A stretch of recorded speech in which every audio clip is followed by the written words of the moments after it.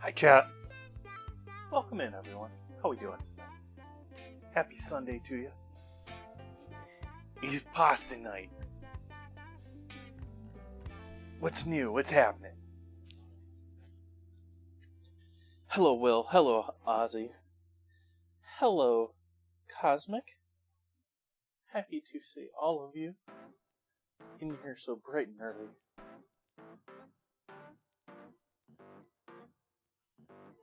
Let's see here. All things are unstable on Twitch and excellent on YouTube. Excellent. Where do we start with things here? I need to figure out something to do with this pumpkin here. I just did a whole bunch of stuff for the menu coming up here. Pumpkin wasn't part of any of it.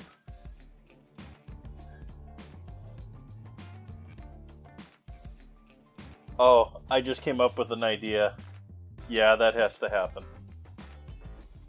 Well, it's not... I didn't completely come up with the idea. I realized there was something I really need to try and make.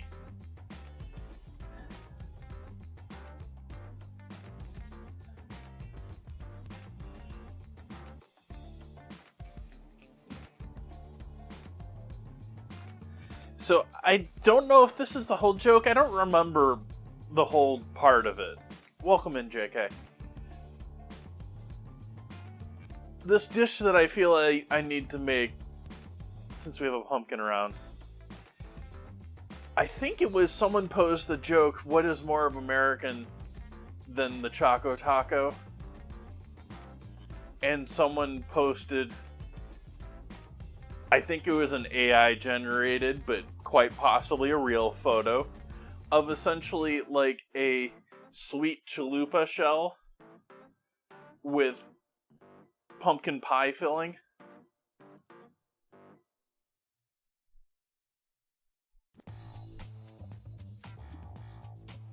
Hopefully everyone's had a lovely weekend.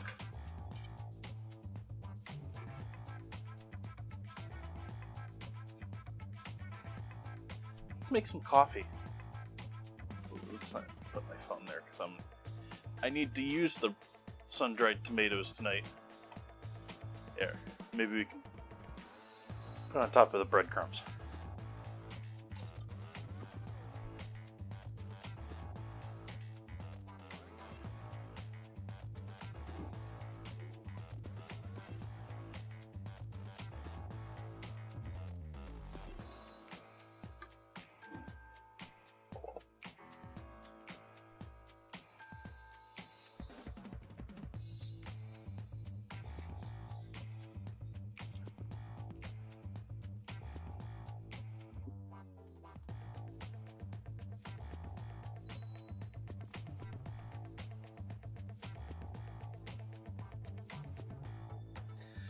Dealt with trailer the last 2 days, so I haven't done any coding or anything like that.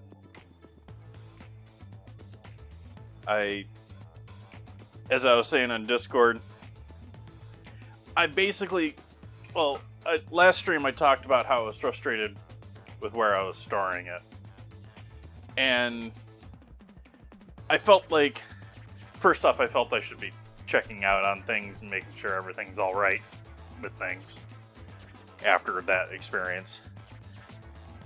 But I wanted to also, like, I don't know, like, take a fresh look at what's in the trailer, what I have, what I own.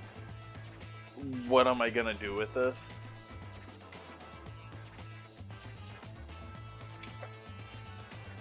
And I was torn before, and I gotta say I'm just as torn now.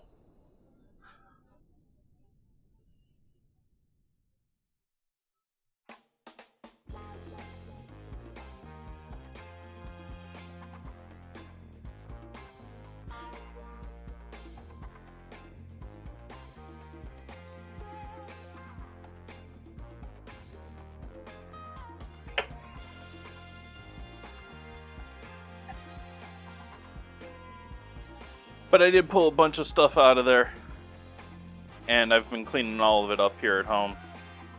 Not that it was... Well, it's been sitting in the trailer for a while, but...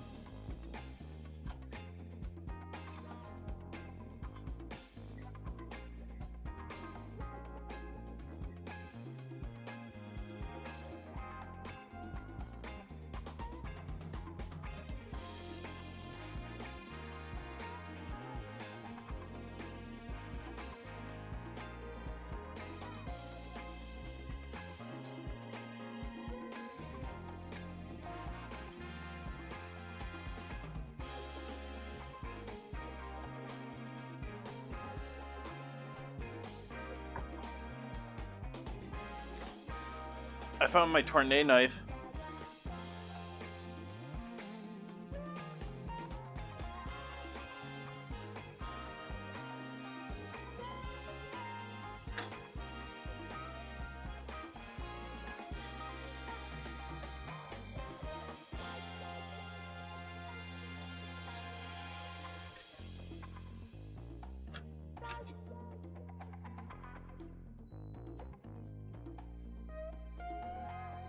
Brought home a giant stack of all sorts of containers and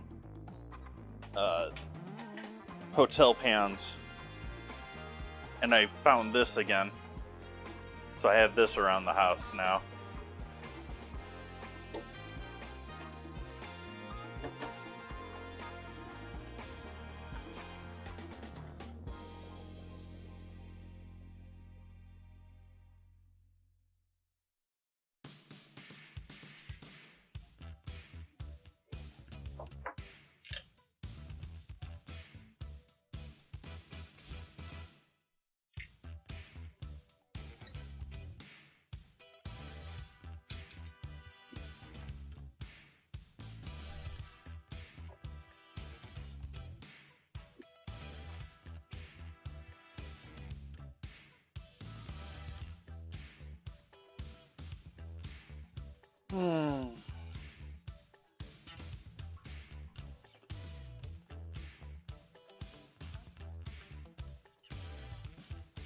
Nice.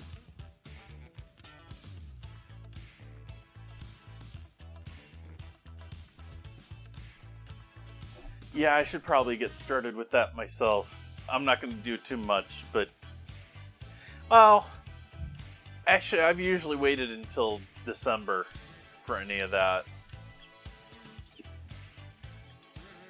I did buy a whole bunch of turkey legs at the store today because I saw they were still relatively inexpensive and they can stay frozen until I need them.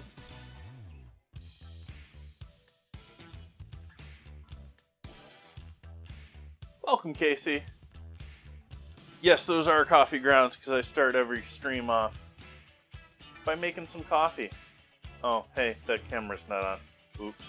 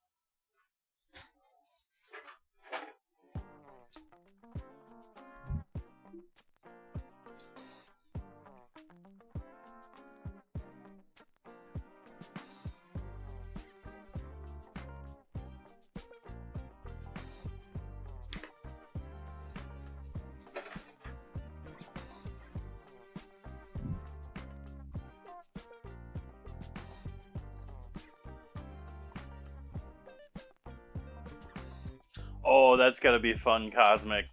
First year, new house. Figure out how everything goes together. Welcome in, T.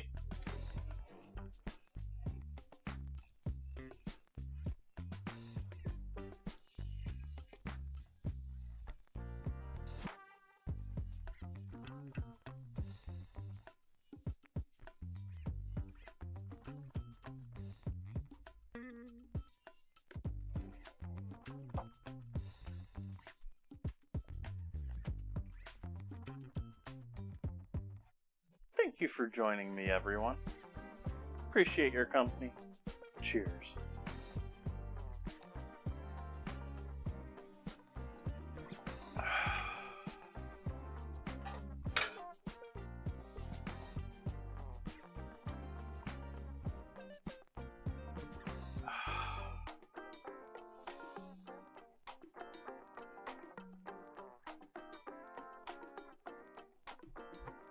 Realized the other shirt I was wearing earlier today had a stain on it, or I'd gotten it dirty, and threw a new shirt on first thing before straying here, so.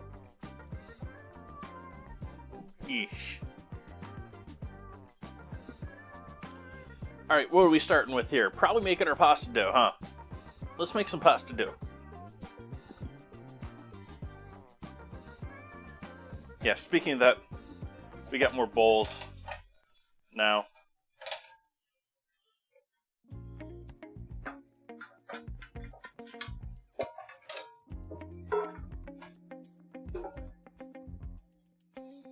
Got more larger ones too. I've got some larger ones that I brought here from the trailer that I used to use all the time. They don't fit down there. I'm gonna have to put them back in the trailer or something. I also spent time consolidating. There was like 9 or 10 different cardboard boxes in the trailer of different packages of stuff that I would use for the business, whether it was large or small coffee cups, lids, cold coffee lids and cups, like other packaging stuff. I brought home the last of the large stock bags. Most of you have seen the stock bags I use at home. These were the small ones I used to sell. I have larger ones that I brought home now that are twice the size. I don't think that you did, but you might have spied in there that I bought a duck today too. So we're going to be doing some duck here soon too.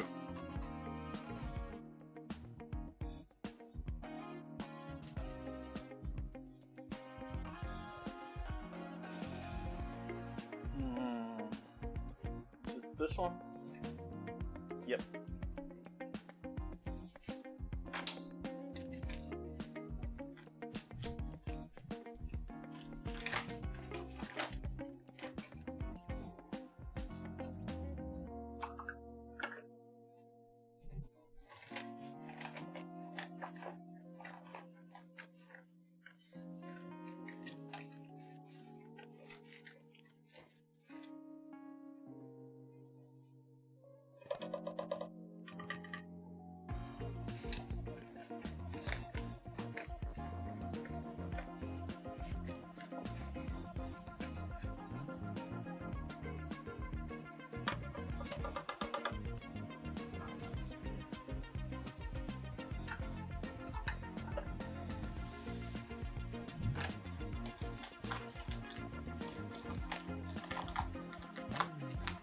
Good question, Ozzy.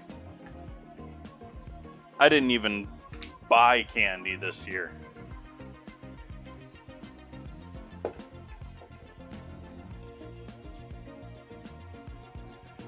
I eyed some of it cheap in the store today, which sort of shocked me. Which is half the reason I was eyeing it, because, like, I sort of thought they got rid of the whole discounting candy.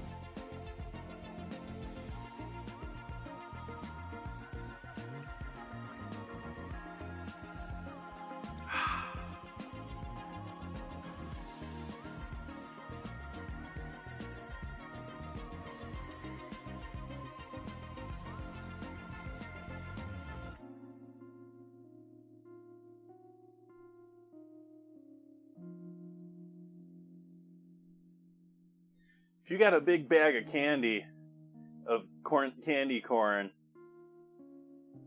you got a big bag. I took this photo yesterday just because it was sort of funny that it was next to all the butcher block waxes.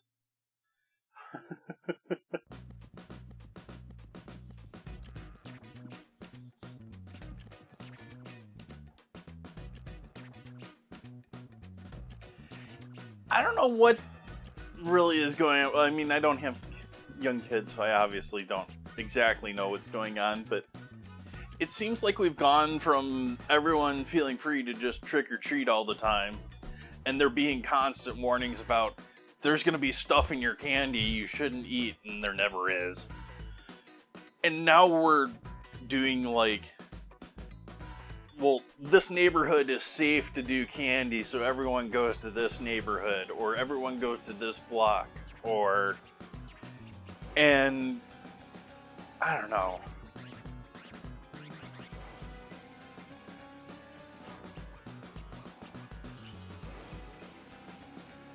World is getting weird.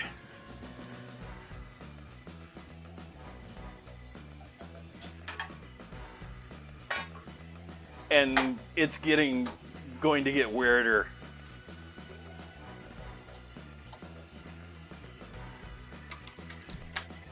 I went through four cartons of eggs before I found one that didn't have broken eggs in it.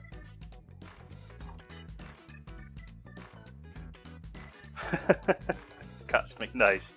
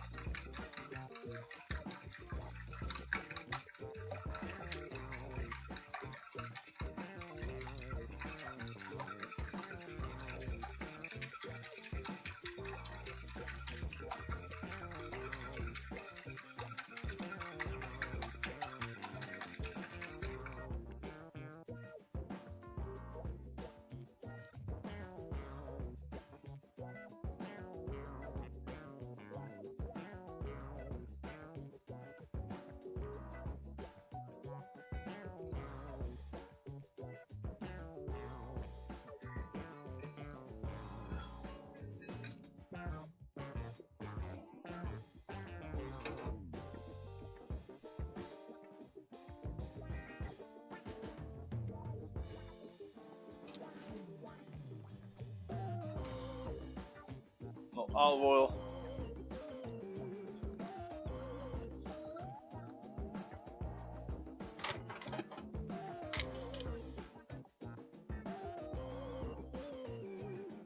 Salt.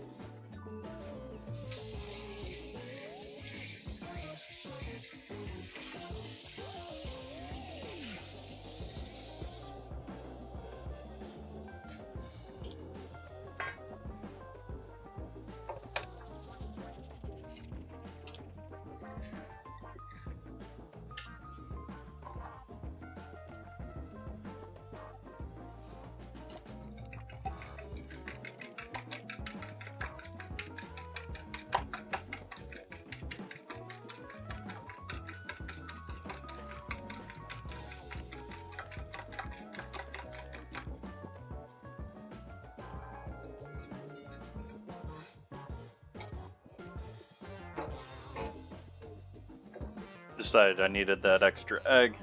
Usually need at least the yolk, but I went with the full egg there today.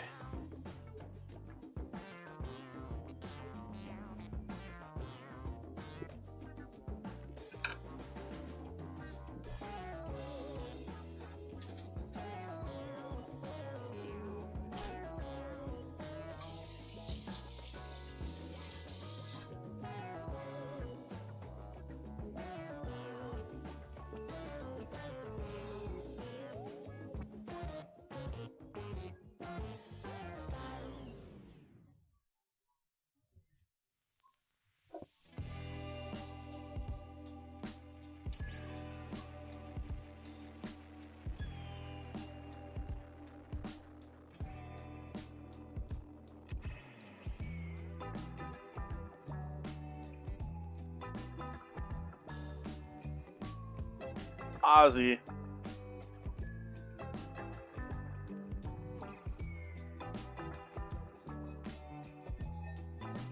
It's your song.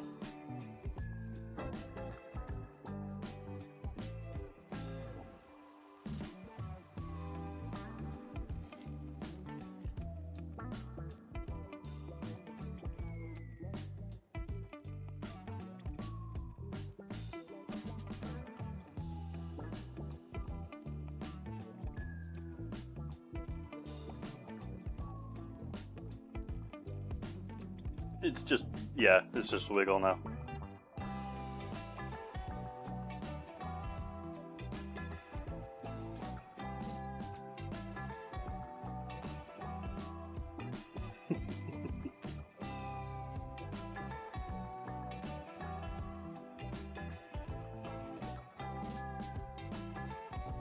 That still wasn't enough. This is still rather dry. It's still coming together. It's not fully combined, but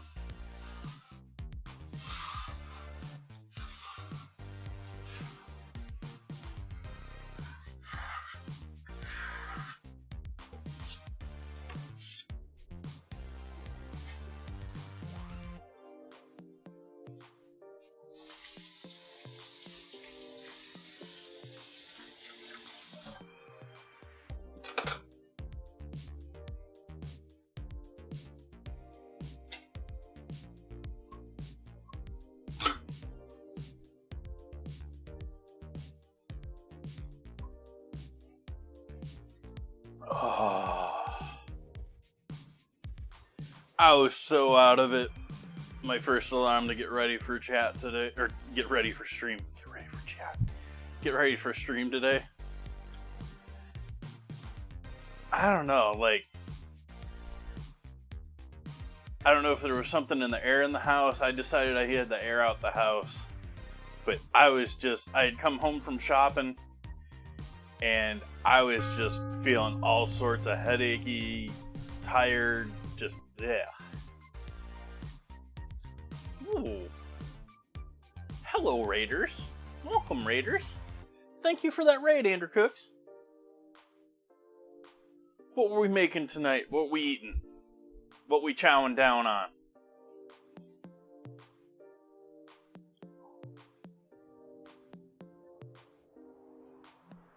Welcome in, folks. I'm Chef JT. I cook here 4 nights a week on Twitch. I'm currently working on making some pasta dough to make some ravioli tonight. I'm also gonna butcher up a chicken and sear a chicken breast or two. We're gonna stuff the ravioli with ricotta and sun-dried tomatoes. Mashup of hot dish and Indian palak keema. Apologize for my probably mispronunciation of that dish. Probable mispronunciation.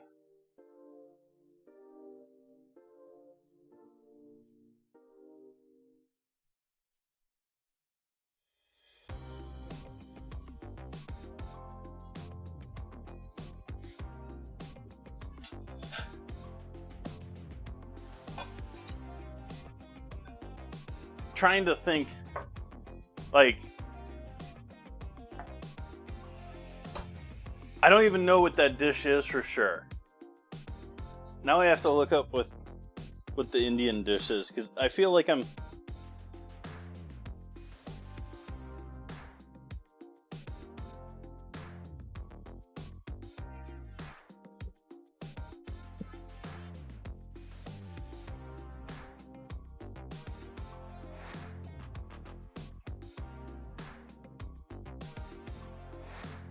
Spinach, minced chicken, tomatoes, lime juice, chili, ginger, garam masala,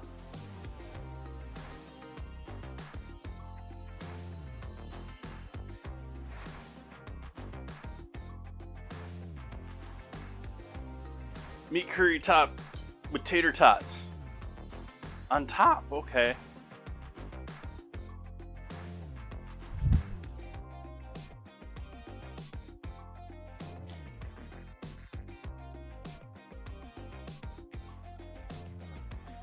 So we got that. Let's get our ricotta and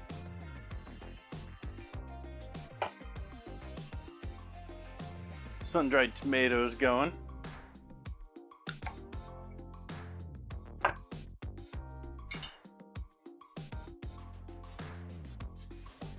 I am going to be chopping these up a bit. Or do I just want to... well, I don't want to blend that up.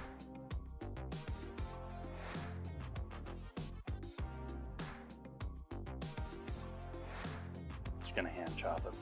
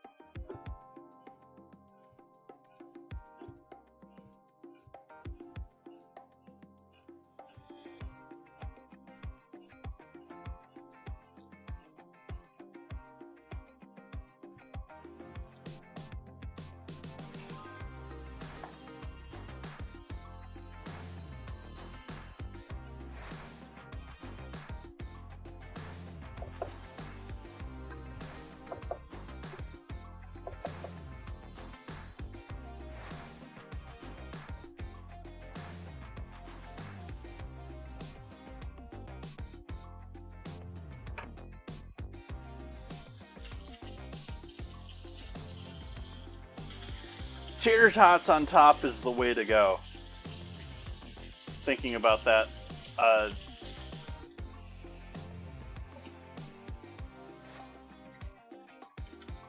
remember having family get together. As part of a family get together, at one point we went to some bar at some point, and I got tater tot nachos, and while they were delicious, and don't want to necessarily say no to that, but they get really messy after they start getting wet. They start breaking down, and then it turns into sort of like spicy hash browns.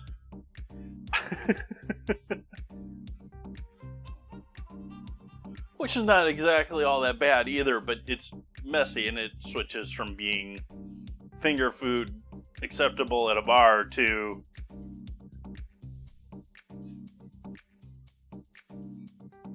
I know that was attractive, wasn't it, chat?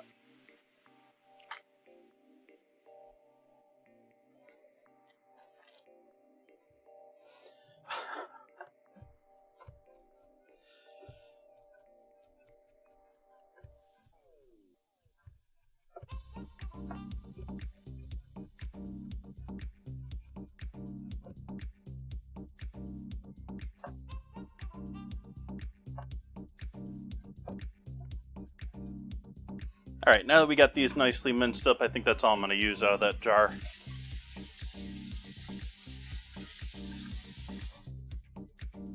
For this project, I'm going to have to find something to use sun-dried tomatoes for here soon. And I am going to refrigerate these, whether they want me to or not, after opening it.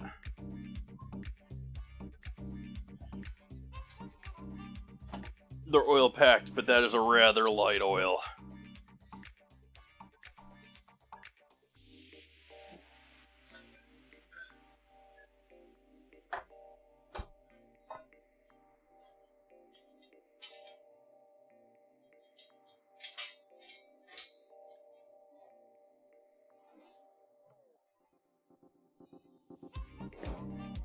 Let's get proper cleanup for this first.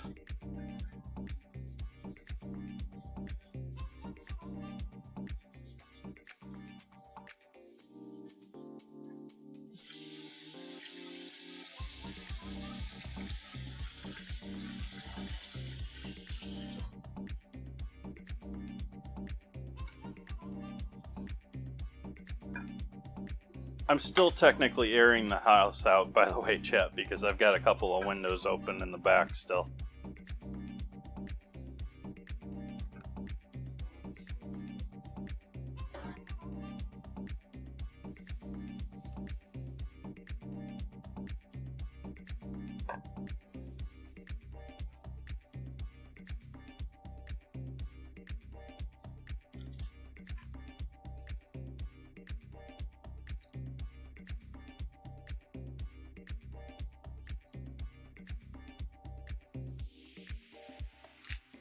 Oil-coated fingers do not do well for peeling plastic.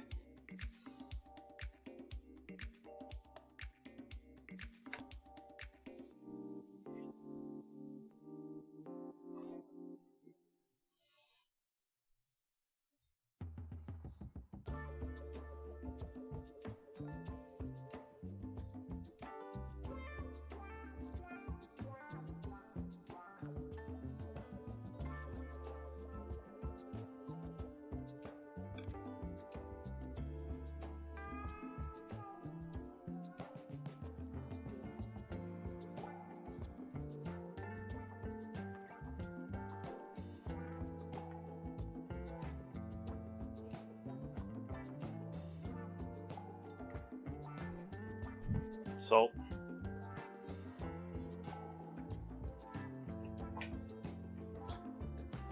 Garlic.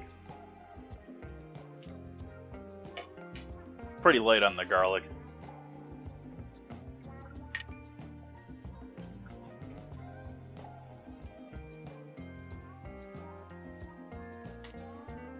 The other salt.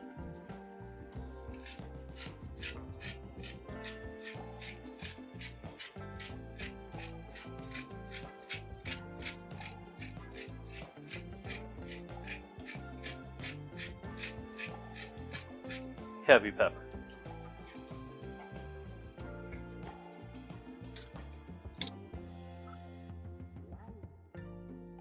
I think I'm just going to start calling MSG the other salt. I sort of do already, but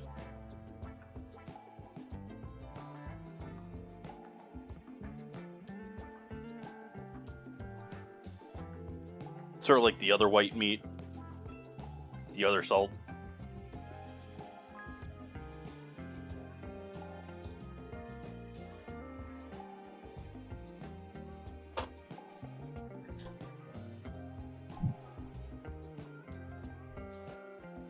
All right, let's get out the rolling machine. Hi, chat. How we doing? Let's fixate you on the cutting board for a quick moment.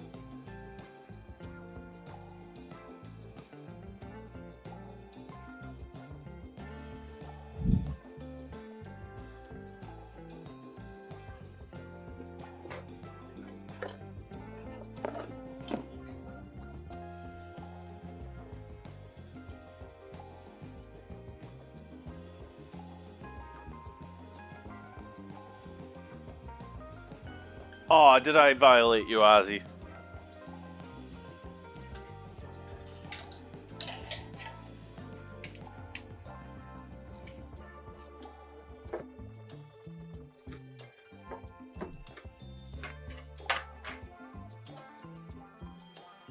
It's also buried under a ton of stuff, but something else that I pulled out of my trailer is the other large cutting board I own.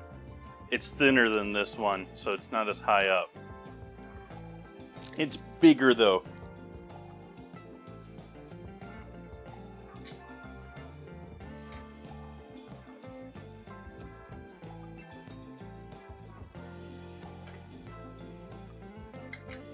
The other salt.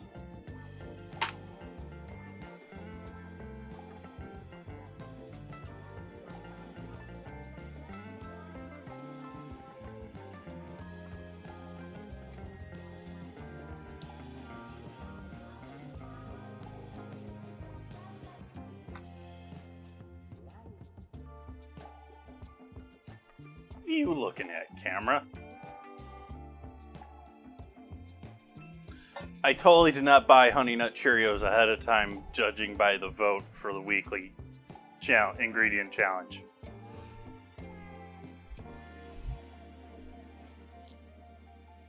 Just by chance, I have that in my kitchen at this point. Just happen to.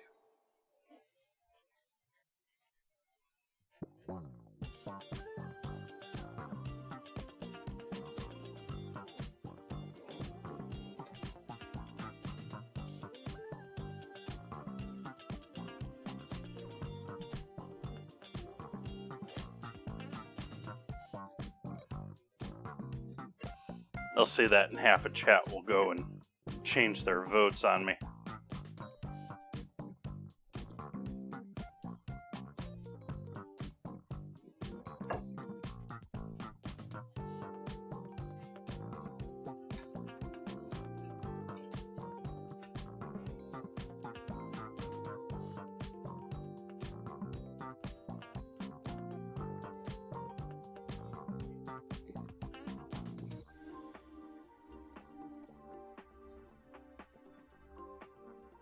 Oh, we're still too thick.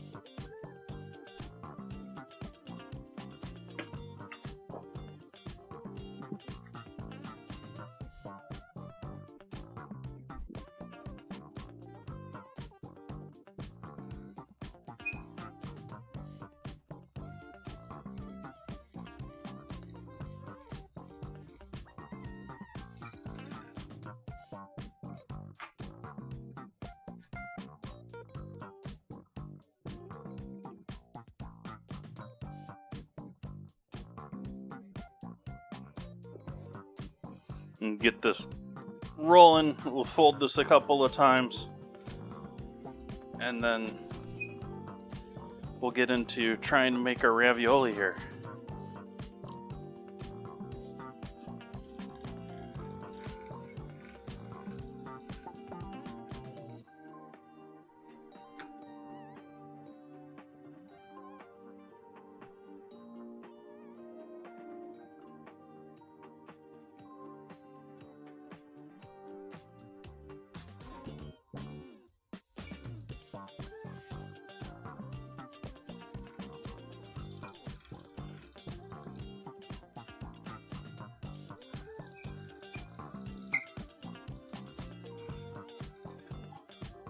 Squeak, squeak.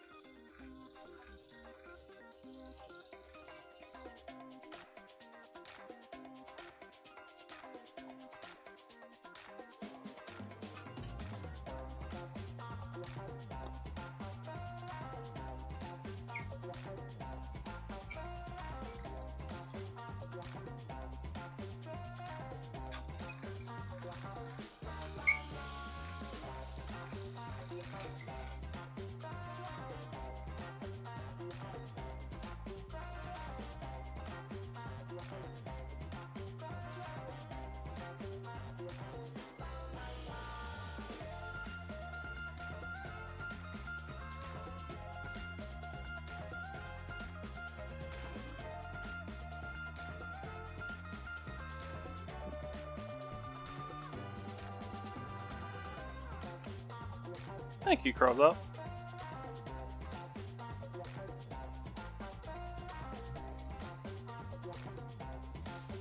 Happy Sunday to you.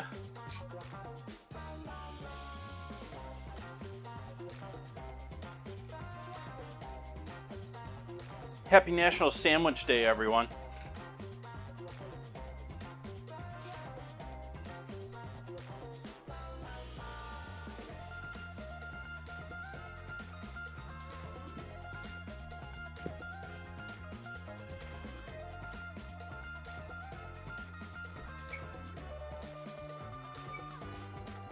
Are raviolis a sandwich, chat?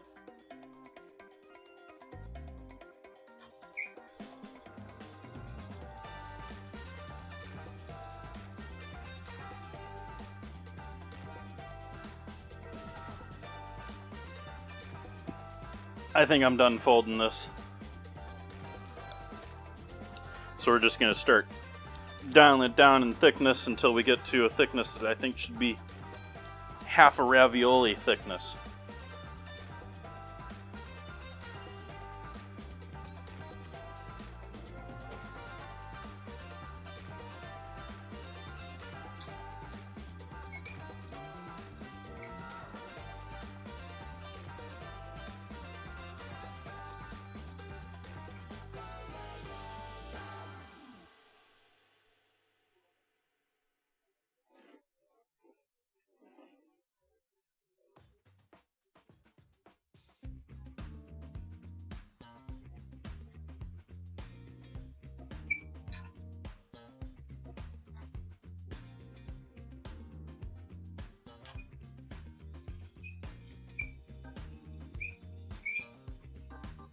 Squeak, squeak, squeak.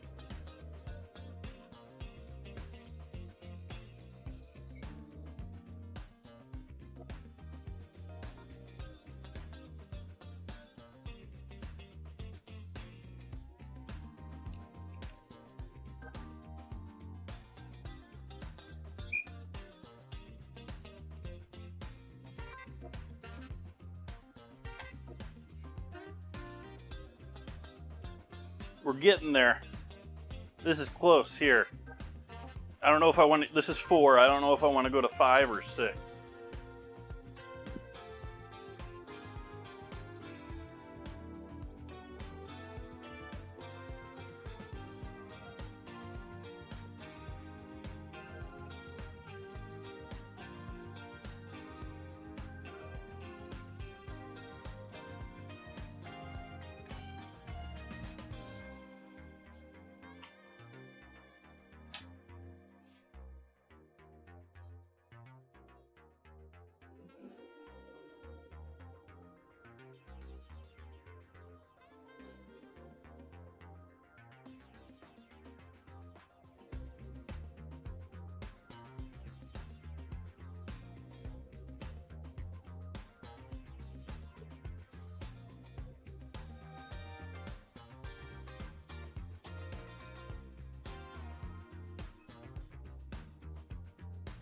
Well, I went to 6. And I think 6 is the winner here.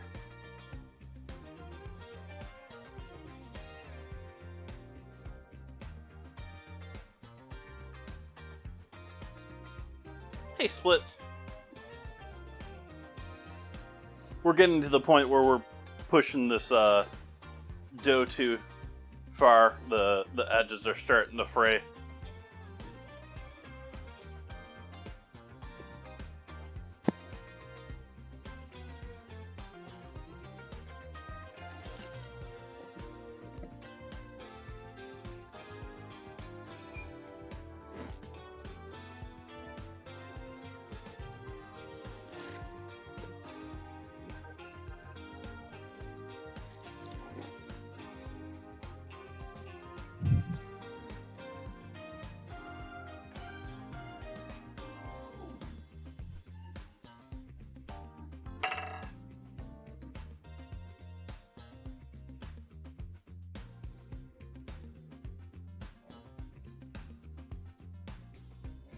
Ooh, ad time.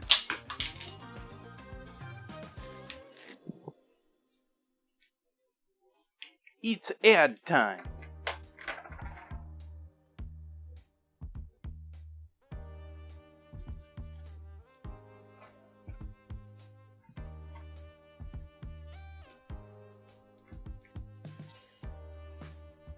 If you're not seeing ads right now, you're cool.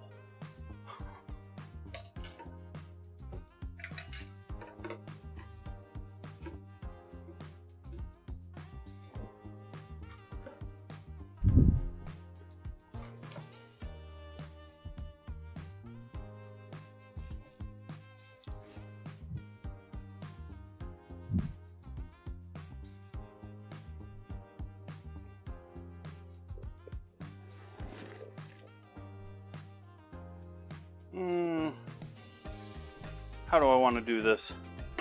I think we're just going to end up cutting it. I was going to see if I could just do this in one long string since I got the nice pasta cutting tool.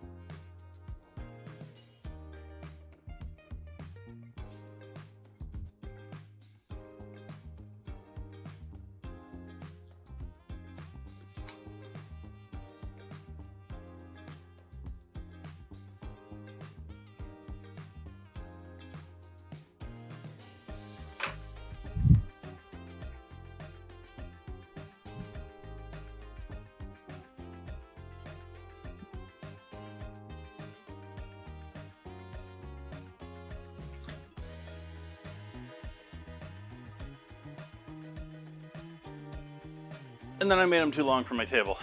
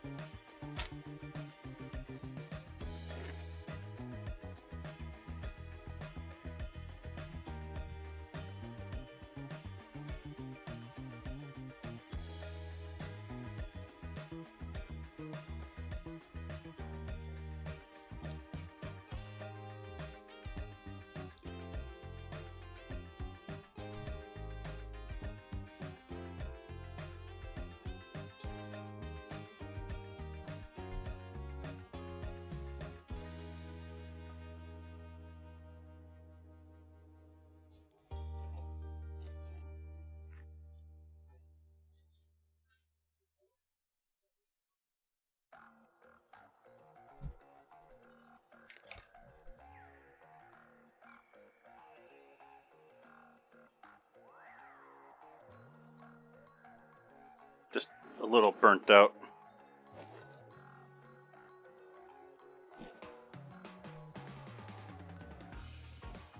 Guess we won't use that one. Guess we won't use any of those.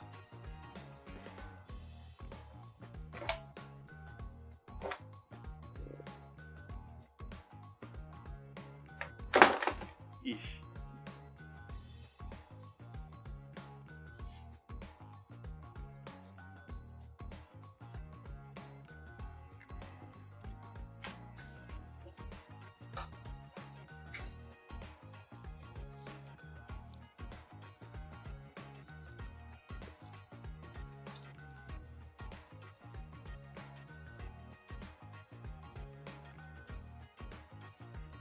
That looks like a decent ravioli size. What do you think, chat?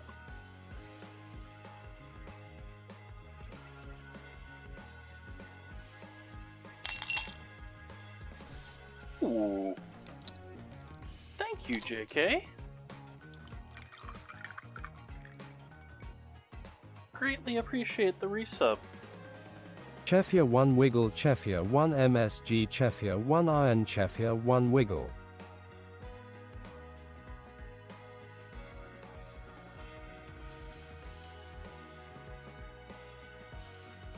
Thank you, thank you.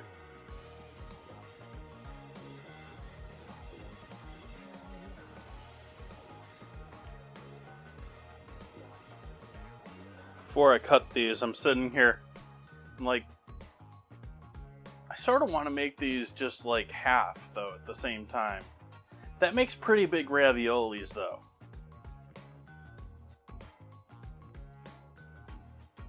Maybe I have to have these this way.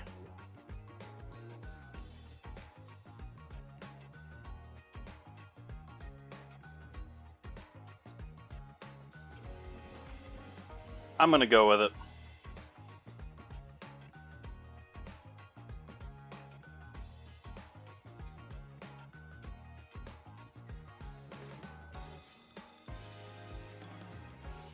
Yeah, I went off on my lines too.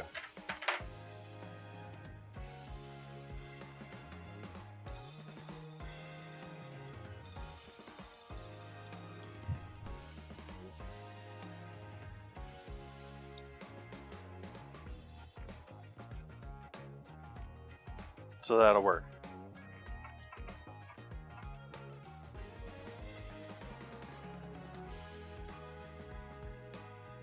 That shall work.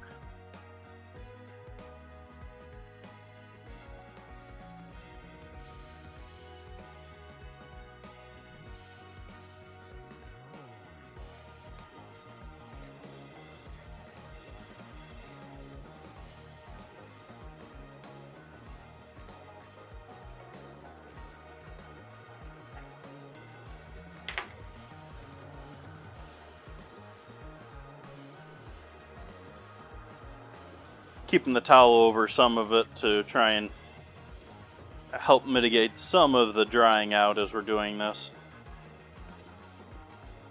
I know it's far from a perfect situation for that.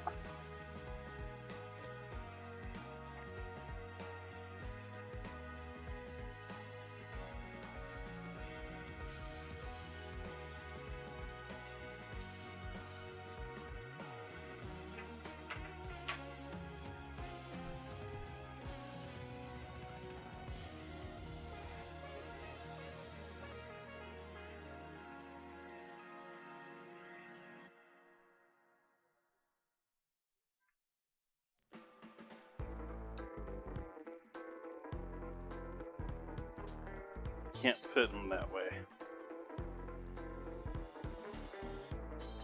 It's the only way we can do this is in doing it in halves. Just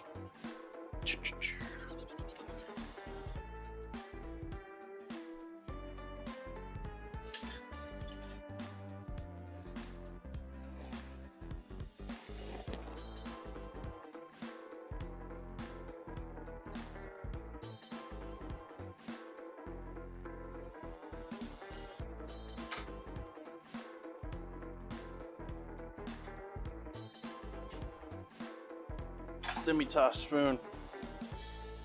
Perfect time for a demi-tasse spoon.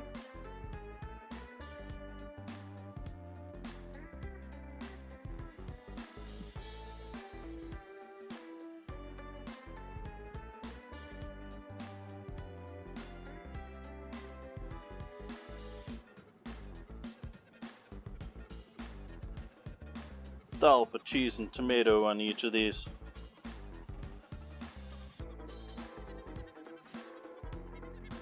These aren't really going to be... I'm forgetting the proper term for these. But we're just going to be folding them over tonight rather than doing the squares crimped on all four sides.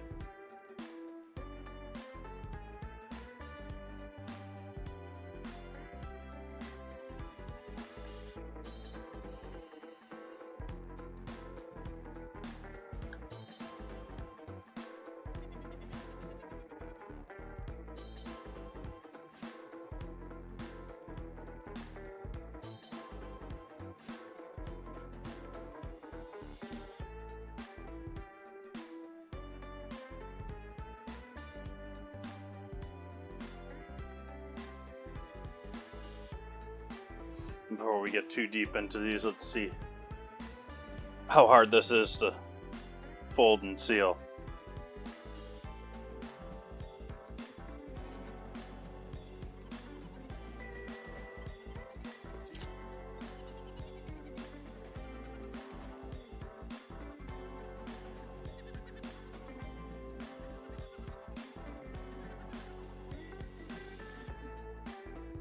Yeah, that's too... I'm putting too much in those.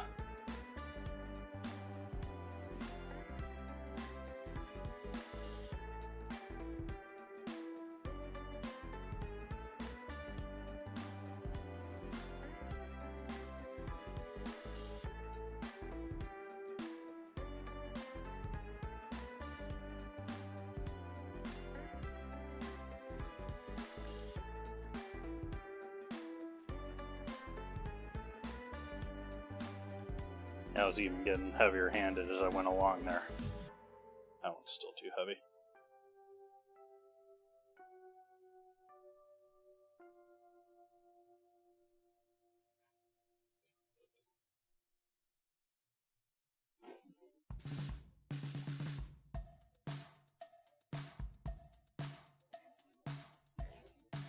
There we go, that's a little closer to what we want.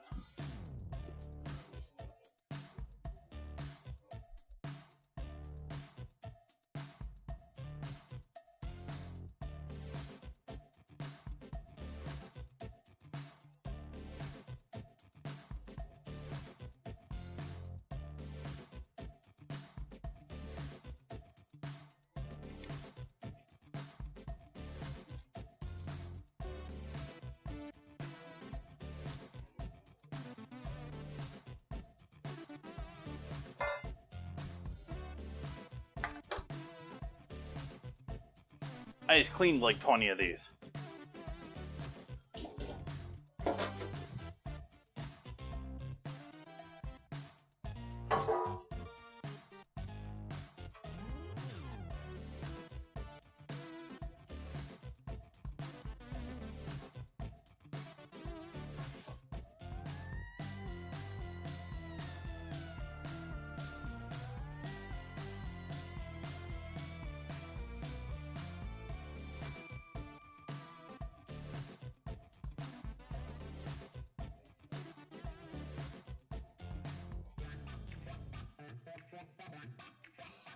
Does anyone know the proper term for these are?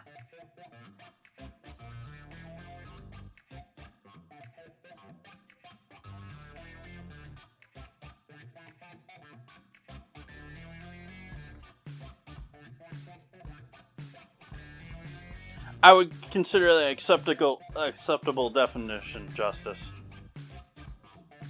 Welcome in.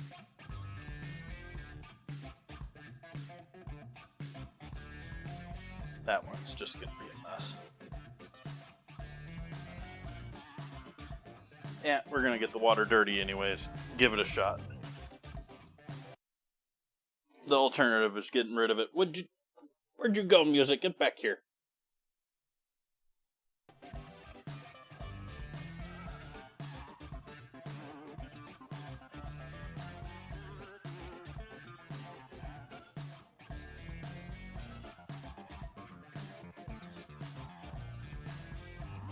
This isn't the way you normally... I'm doing this the inefficient way, too. And I know that I'm doing this the inefficient way after... Like, I started off like, I'm going to make ravioli the regular ravioli way. And I cut them all in this direction. And then realized, yeah, that's not really going to work that well. And so, normally what you'll do with these, the way these are normally made, is they're just normally made in a long row.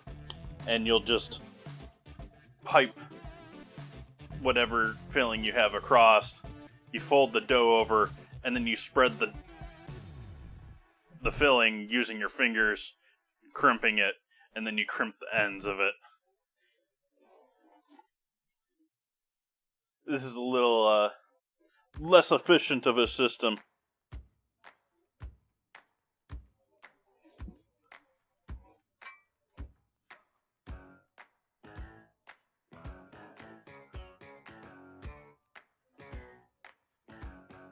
But I'm cooking at home. It's not like I'm trying to do mass production here. We're only doing, what, 30 of these? Something like that?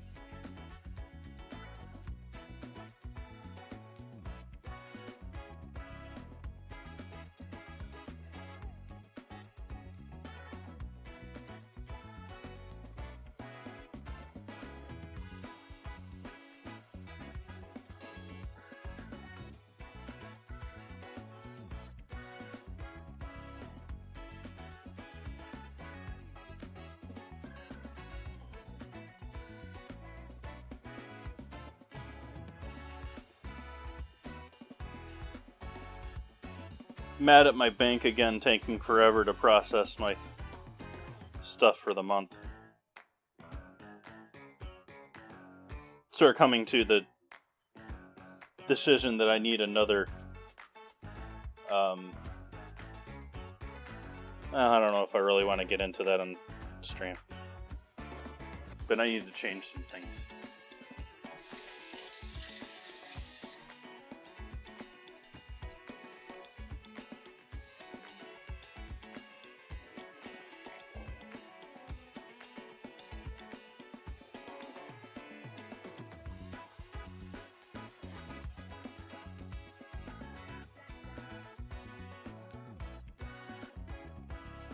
I guess I will sort of get into it.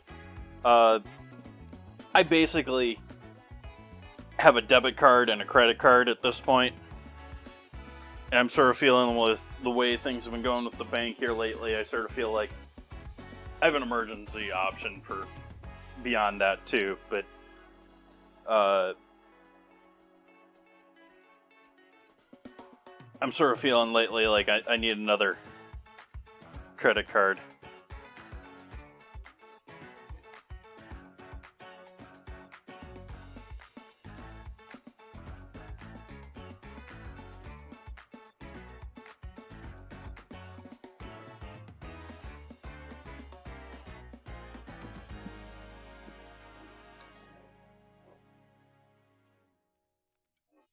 Everywhere I read says Amex has amazing customer dispute.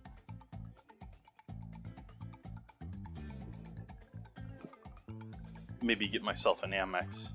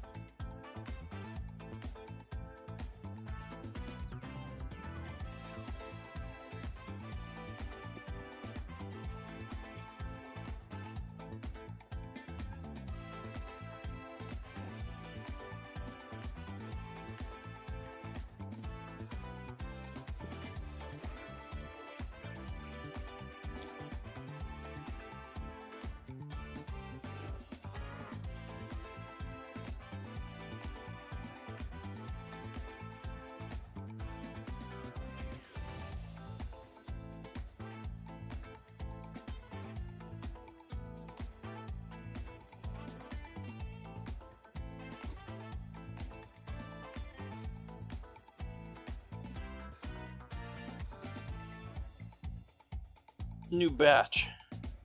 More filling.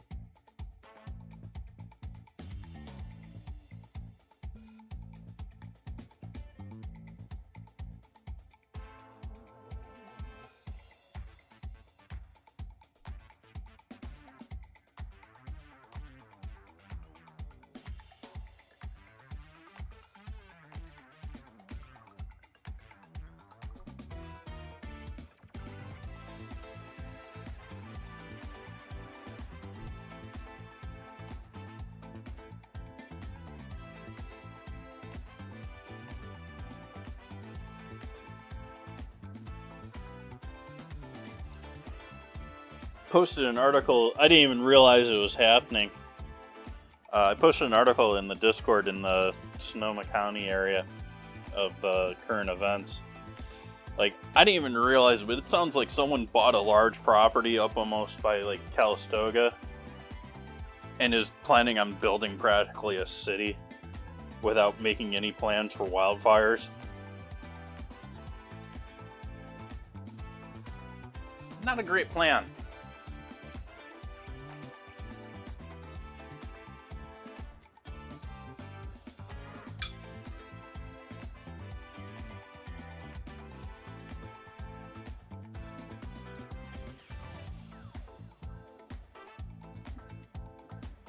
I actually don't know if it's actually in Sonoma County. It might be.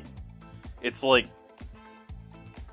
It's an area that it could be one of 3 counties. Whether it's Sonoma, Napa, or. Actually, it could be several. Is there a 4th one up there?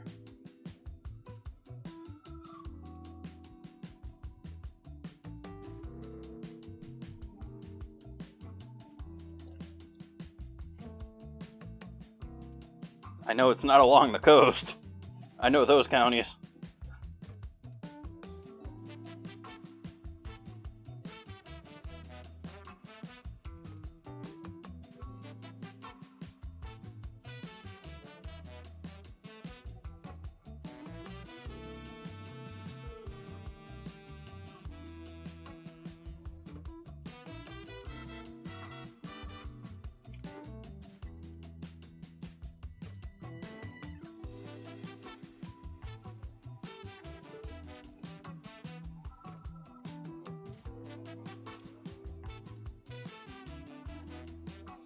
Never really read why the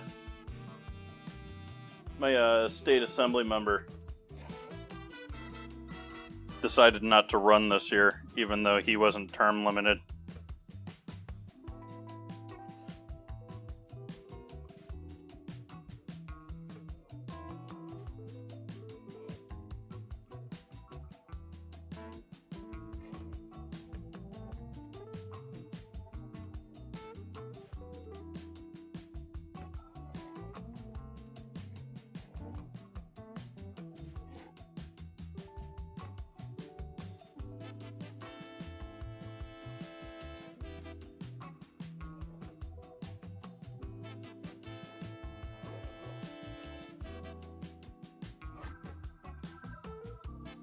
I don't think he got into trouble. I don't know.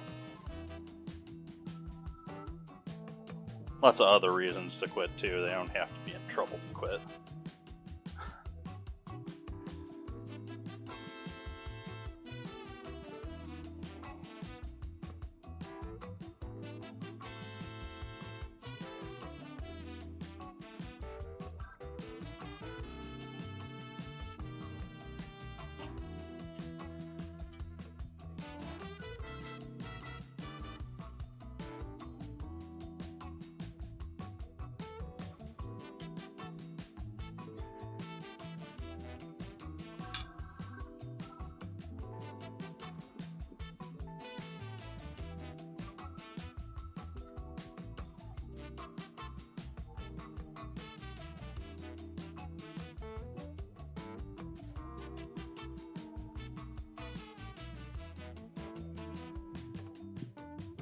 Lifting them up and sometimes breaks the side seals anyways.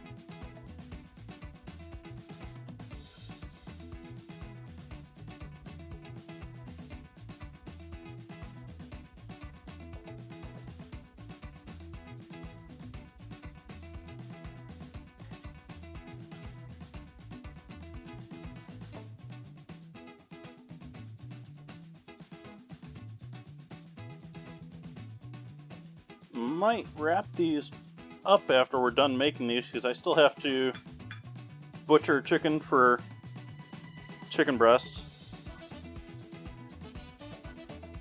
And I haven't made a cream sauce yet, even though I'm just sort of planning, I may throw the rest of the ricotta in there. I don't know, but just planning a sort of basic bechamel with some Italian flavoring in it. Some garlic, some oregano, that sort of a thing.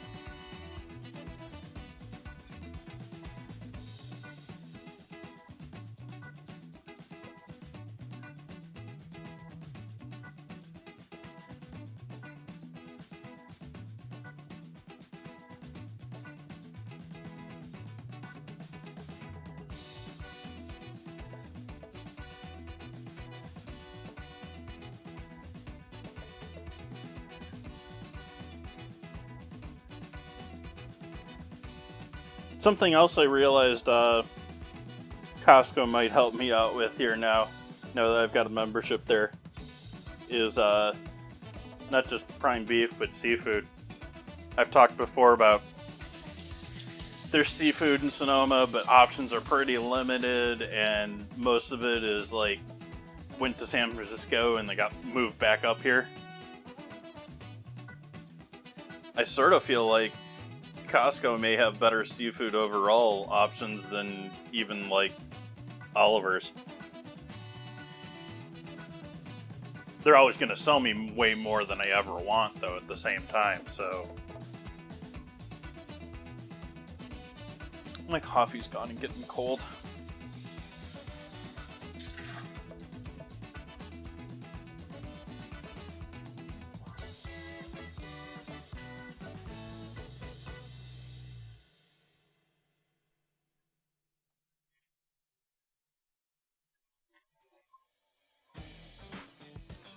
I need to go back in there when my bank sorts things out.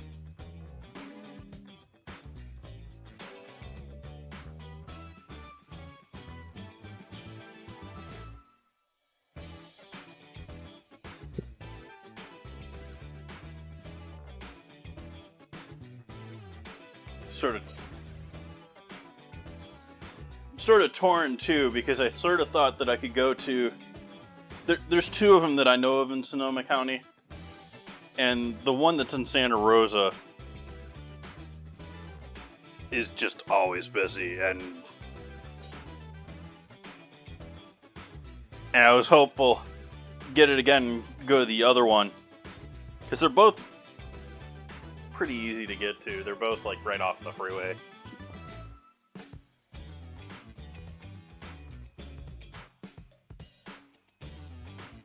Thought going to the other one would be a better situation. No.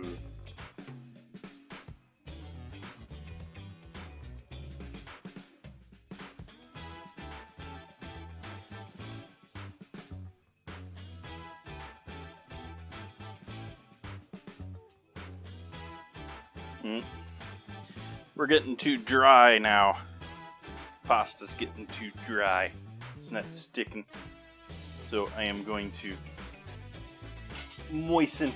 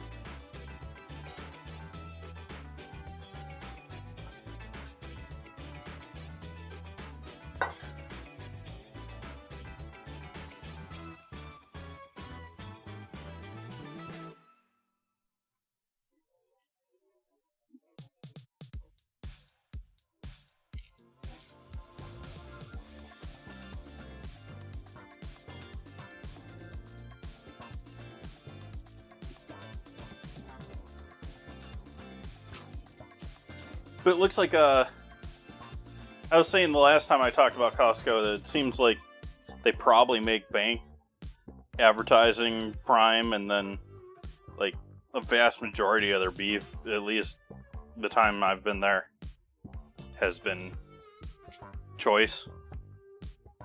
They have Prime there, but it's like more like we have Prime to advertise we have Prime than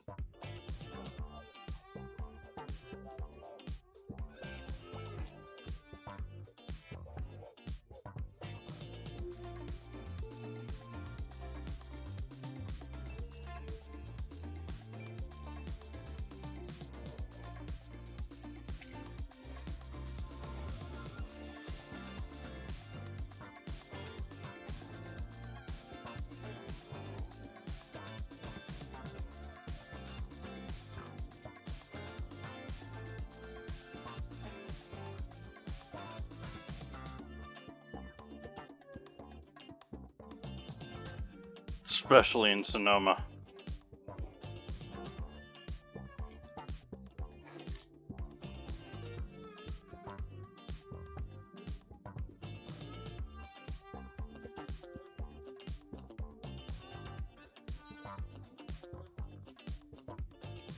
It seems like chicken seems to be the only really thing filling that gap, too. Like, I don't see a whole bunch more pork stuff filling the market, and I know we have several cultures and stuff that hate pork, so...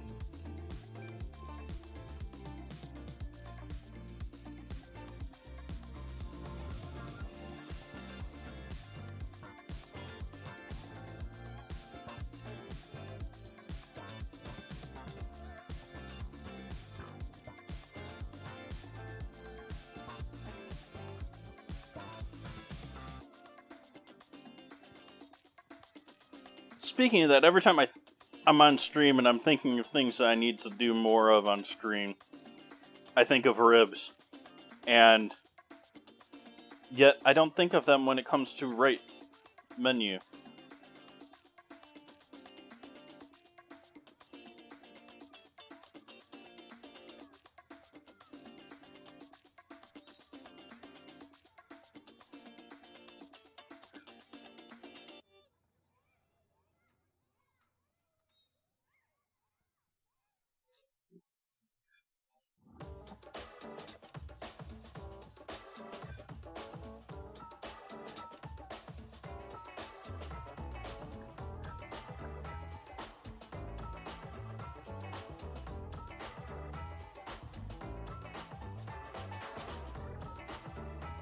Especially if they pass that silly law here and that measure in Sonoma County against...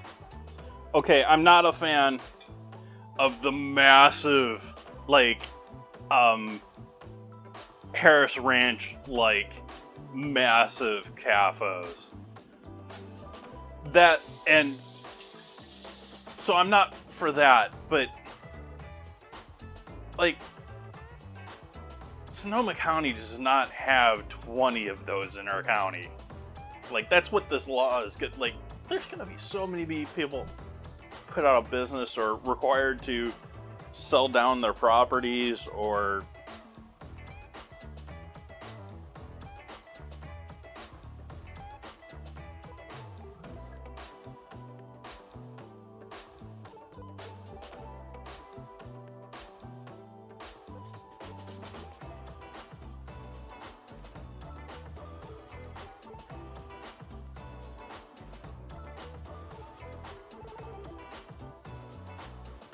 I guess that's the tough part to politics, is figuring out what those numbers really are, not...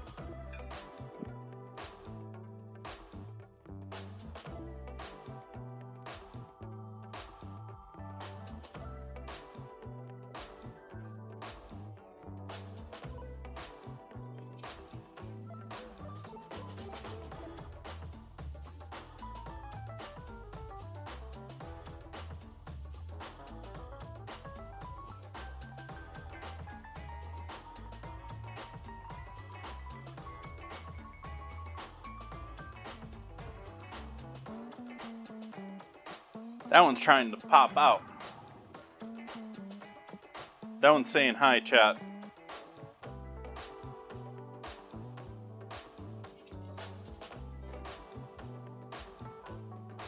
Flowing with it anyways.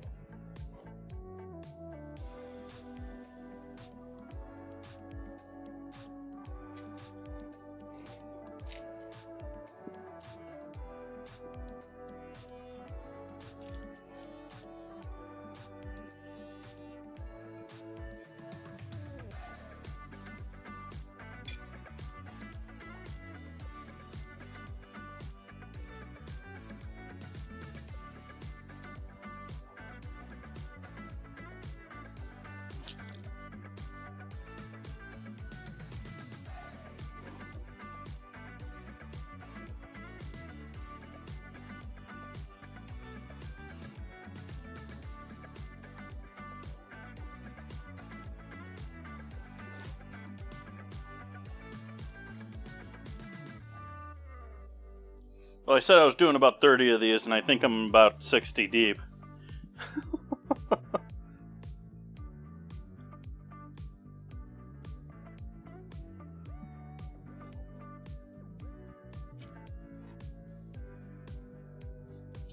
And I'm only about halfway done with the pasta dough.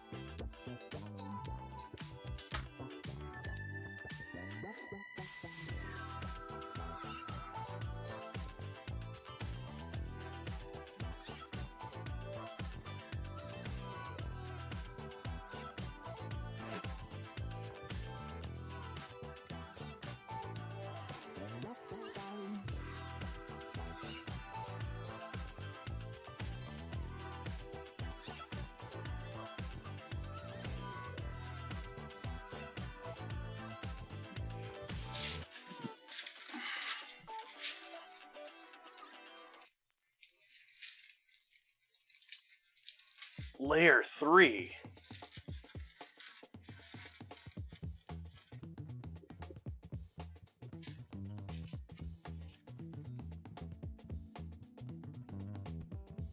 How many of these do I bother making, chat?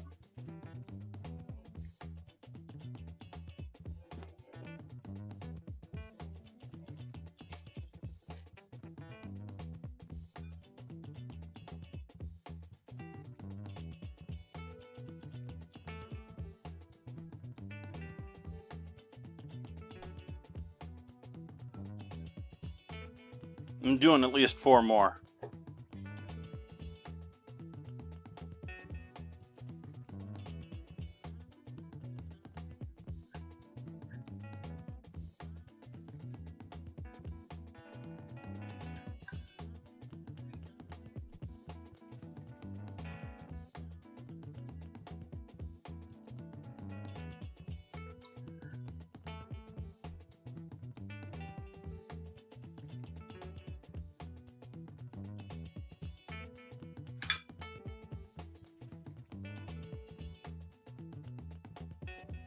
As many as possible.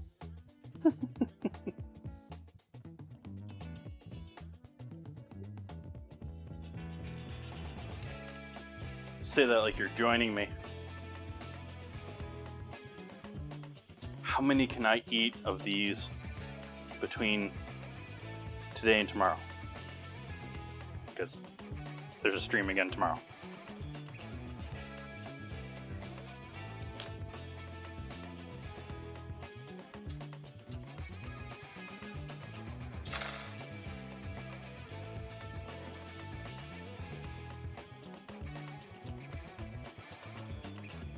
Though if you're making these at home yourself, I'm probably not going to do this because I cook at home all the time. But this is a great prep meal. If you've got, a free Sunday and people hanging out, you can, I'll sit there and press raviolis and freeze them for the next 3 months.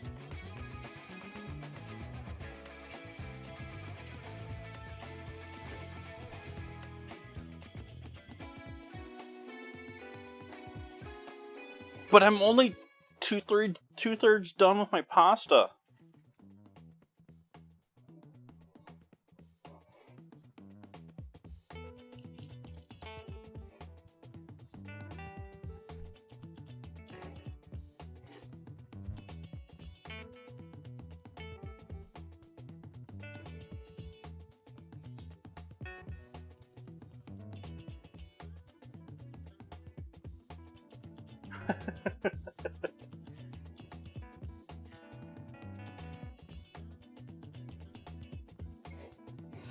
I guess we'll do a few more. I bothered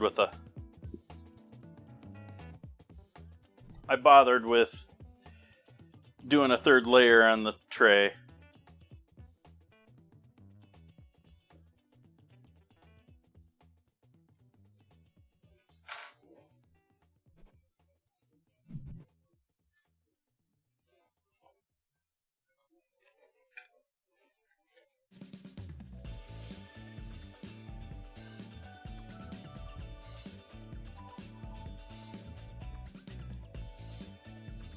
You can actually see on the counter here, if we go to the overview, you can see the lines pretty clearly there going in this direction. The line that I just cut in this direction is pretty invisible, isn't it? That's because these ones have dried out and actually pulled apart from each other. Since I cut them the first time.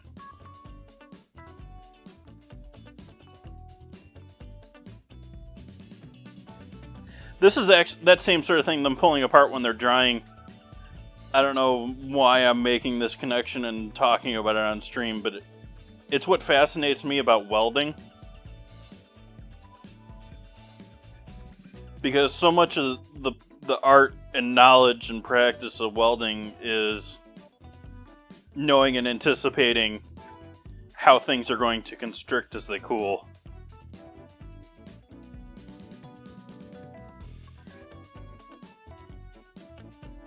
you weld a joint and it pulls tighter typically.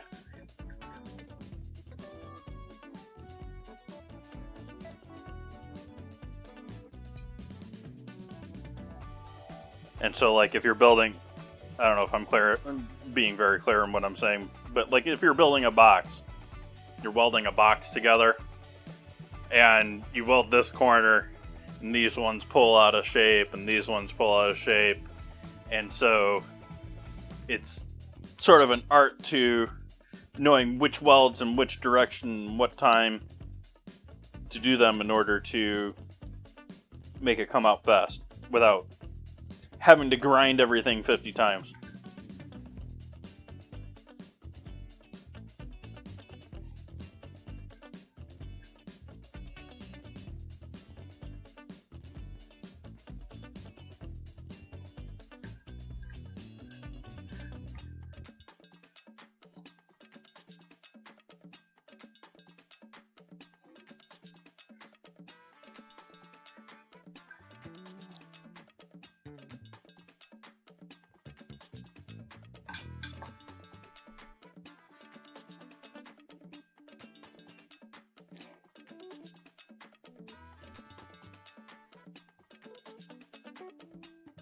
Yep, that's too dry too.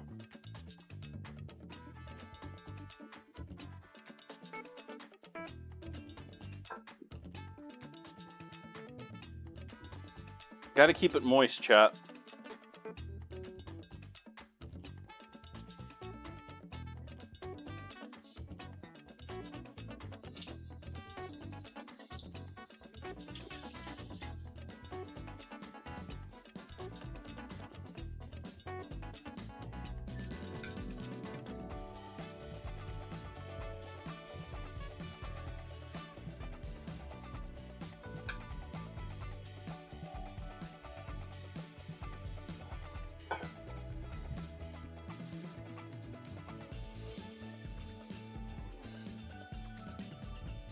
Actually, the person that used to complain about me using the word moist all the time isn't here anymore, so I can use the word moist, right, chat? That doesn't bother any of you, right? Moist.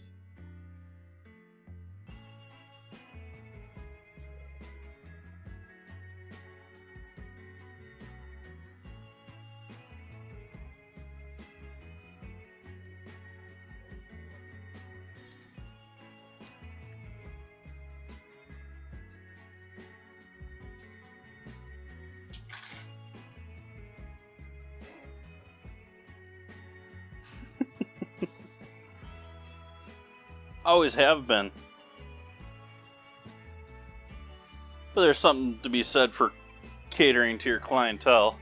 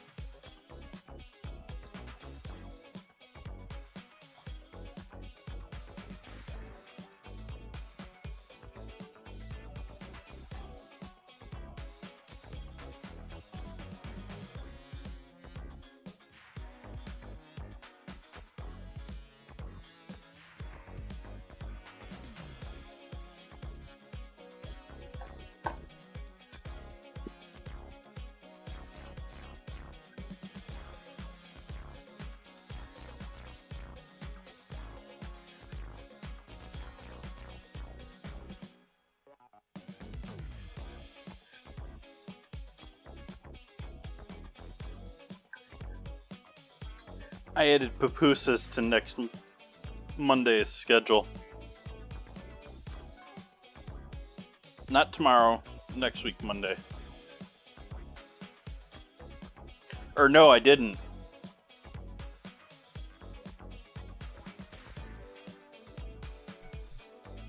I added it to a week from then. We have black bean and cornbread tomorrow.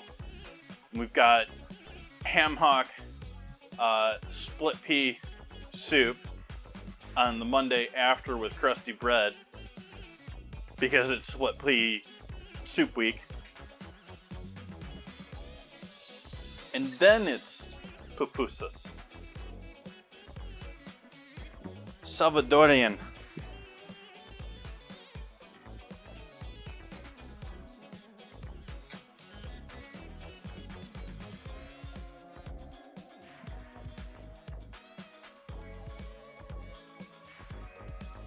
Here's a pupusa restaurant in Santa Rosa I've never been to.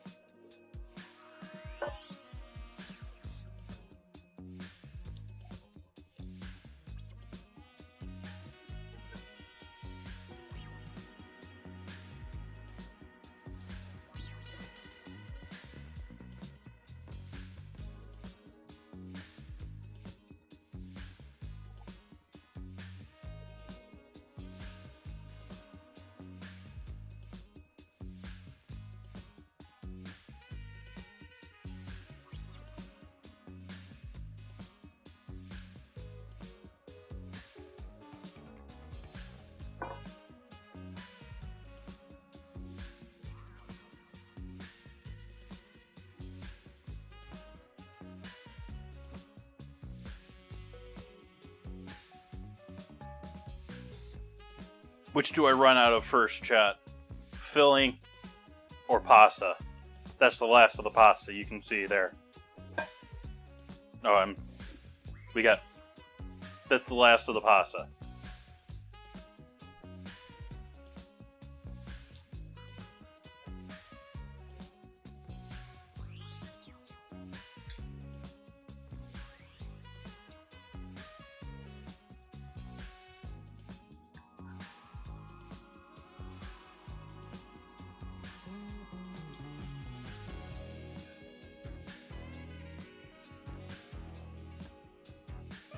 Dad joke, dad joke, dad joke. Oh, dad joke.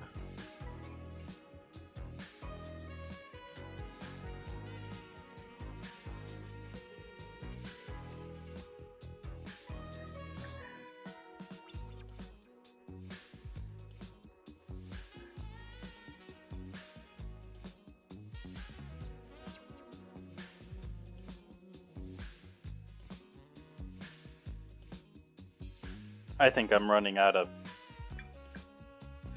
filling first.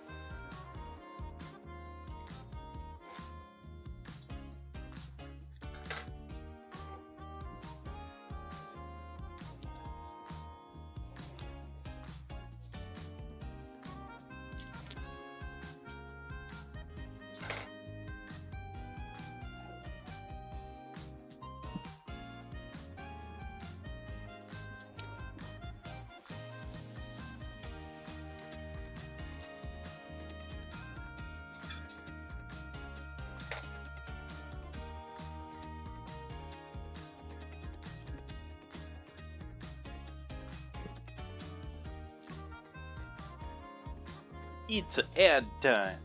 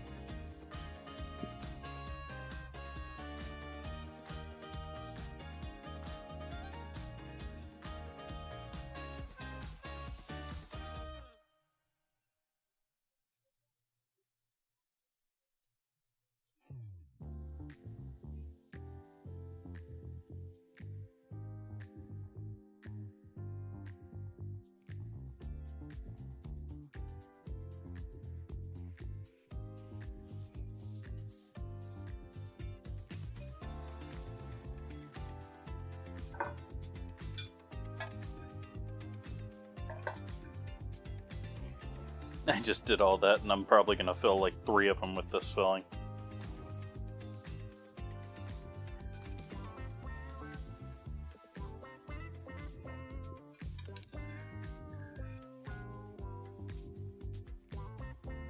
Yep. Okay, maybe 4.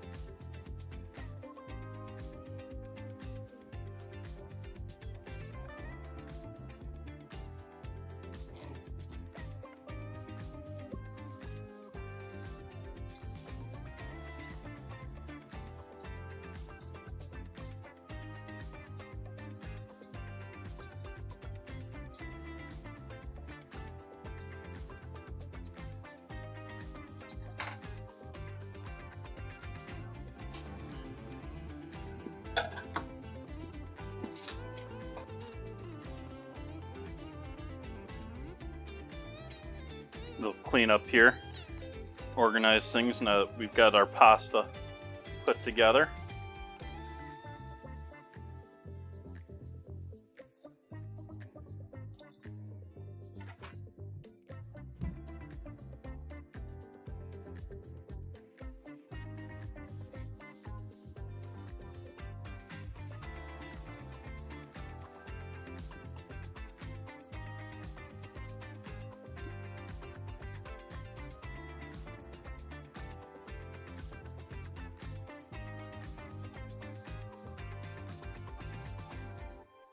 seems like everywhere I go in Sonoma County now, they're just building. Everywhere, they're just building. More and more. I was talking before about up near northeast corner of Sonoma County.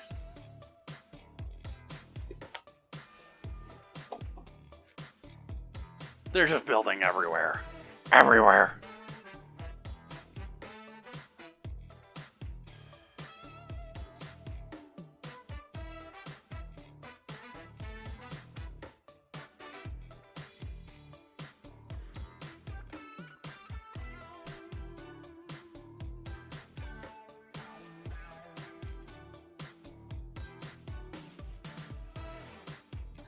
Went past a new development today and it's like, just, they were paying people, well,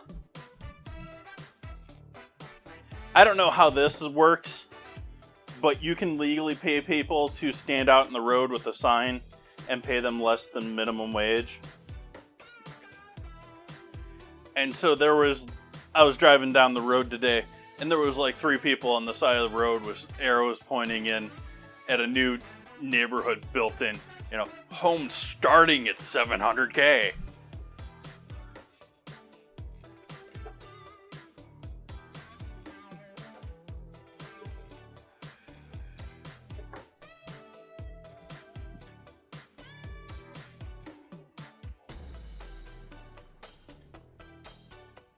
Just, eek. And it's not like they were fancy, like, they were cookie cutter, tight packed, commercially built.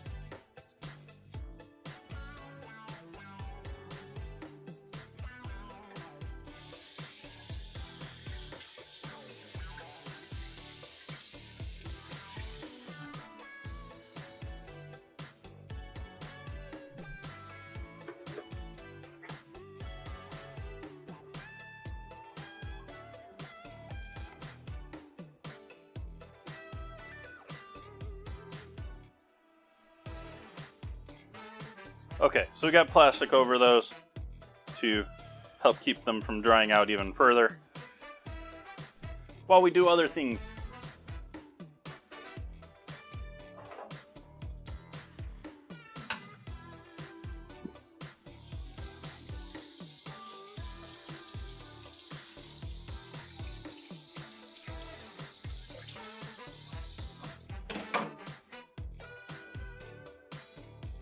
Let's start with chicken, I think.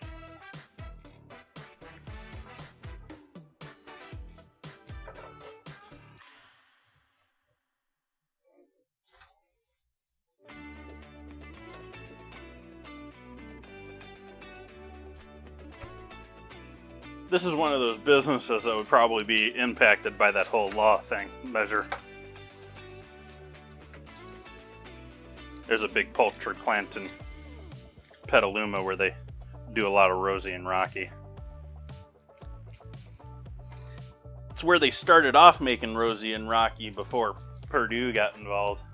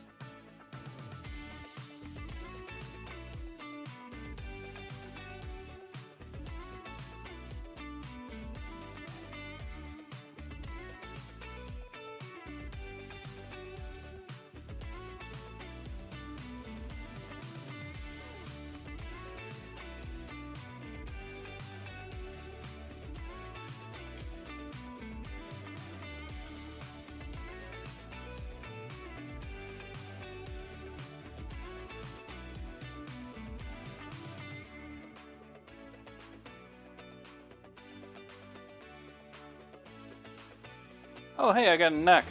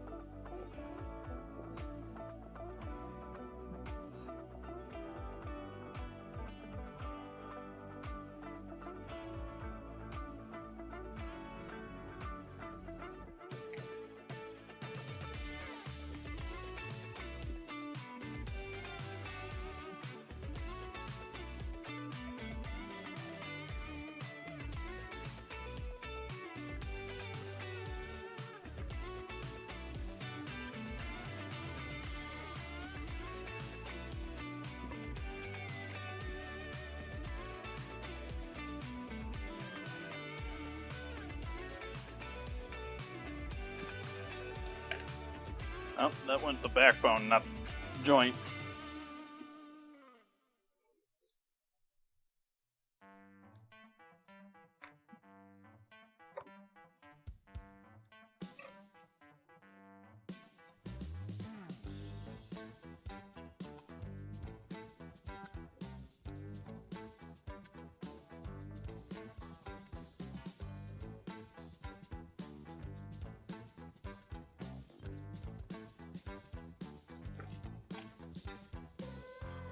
Come on.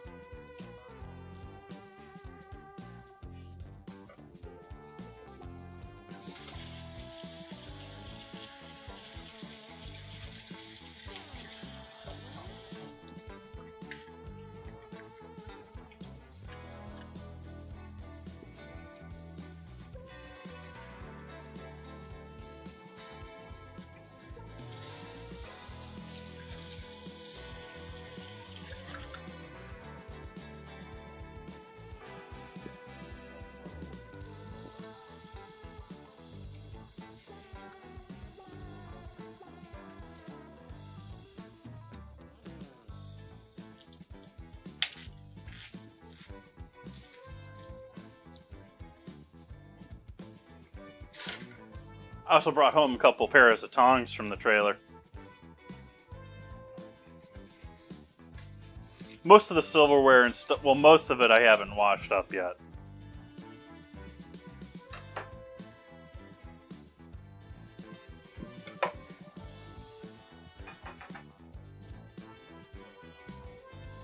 I got most of the big stuff done, but all the small stuff still needs to be cleaned. I'm gonna save the legs and thighs for some other day. I'm gonna save the wings too, but with the carcass.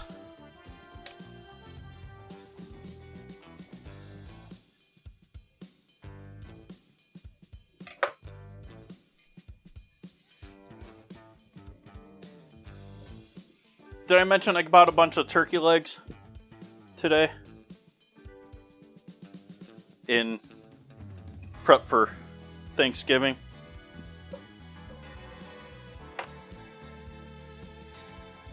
I also set my schedule so that I'm planning on doing a Thanksgiving stream, by the way, chat.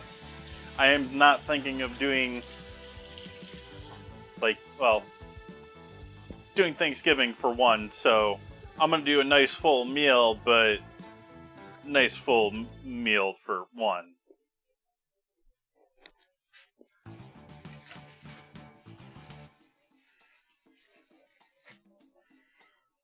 Have to make some bread stuffing, do some mashed taters, probably do like a turkey breast.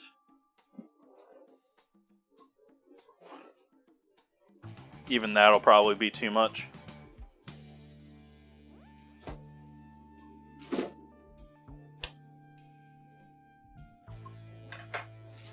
Hey Sailor, welcome back.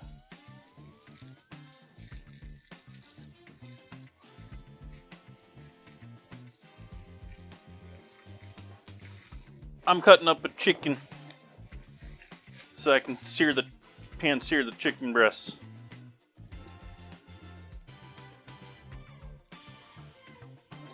I said it is normal time, Cosmic.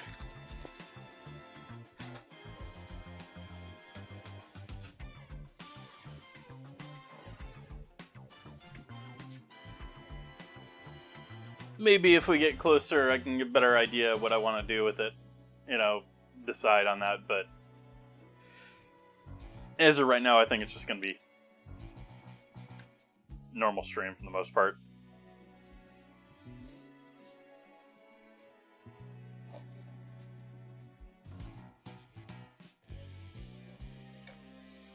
So there is our chicken breasts for tonight.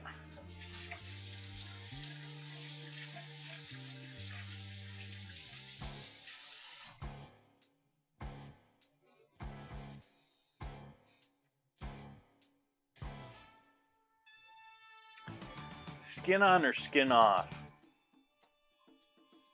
I'm sort of thinking skin off in the pan. Yeah, let's do skin off. Skin on, I sort of want to do it in the oven, and I don't want to get the oven hot tonight.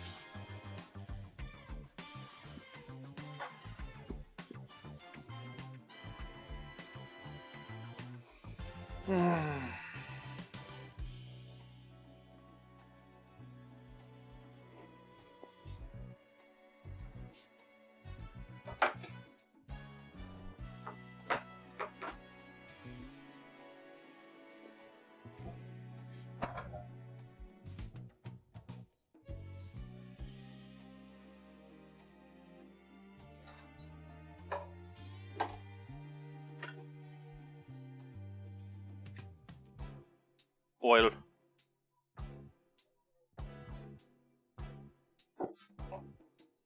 Butter.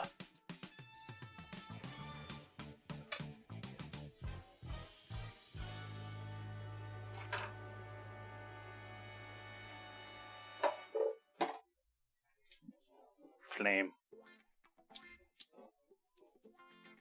Words.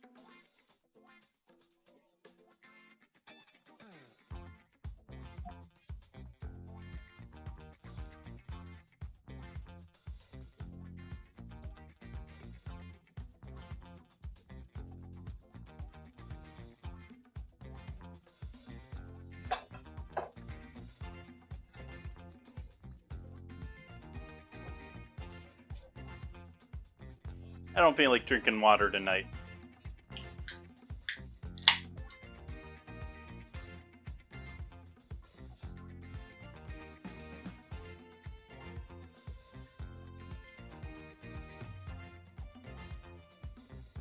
I don't normally like sparklings.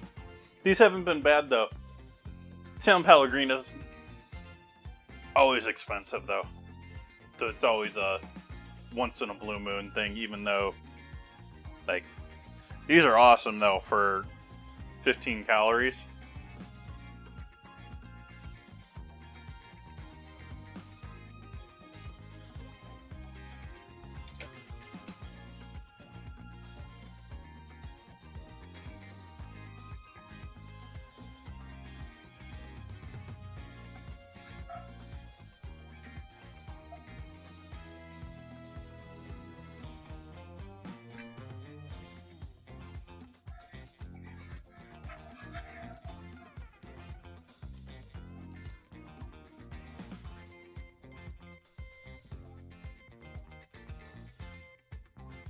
I'm trying to think of a way that I can make nachos using Cheerios, chat. Because if Cheerios win for Wednesday, Wednesday is National Nachos Day. I sort of feel like I should do something with that.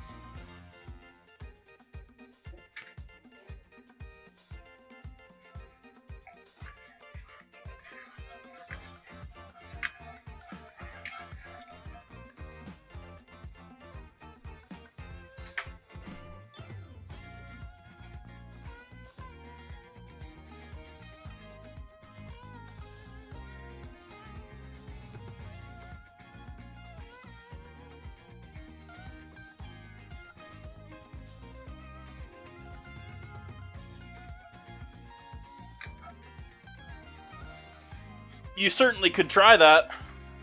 My worry with that, and the reason I probably won't try that, is the sugar.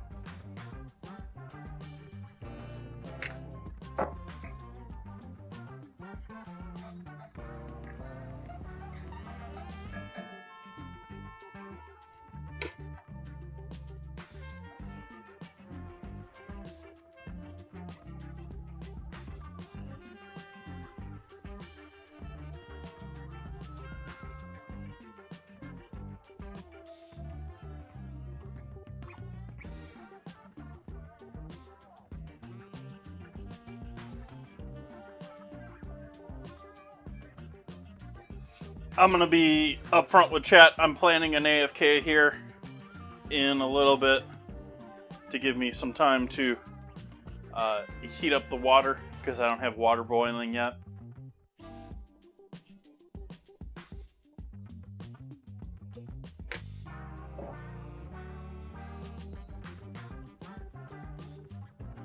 Which AFK should we do, chat? Should we do the dude explaining all the kitchen gadgets again? Or should we do some commercials? I think they're all in the same folder right now, so they're all playing in the same thing anyways, but...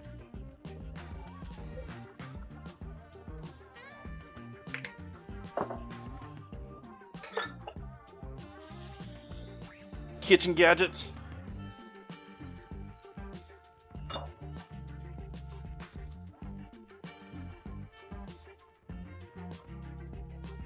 He's sort of amazing too. The more you watch him, the more you notice that's just like watch for his back.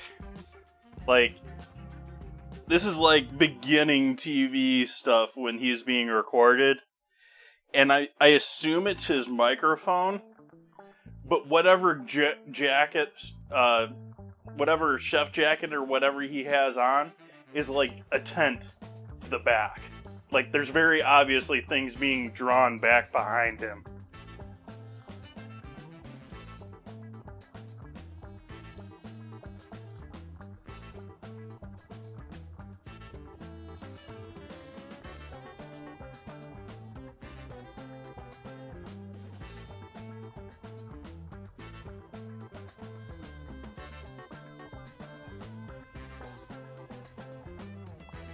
Alright, now we get into seasoning this loveliness. Adding a bunch of salt. The other salt. Pepper, so it's speckly now.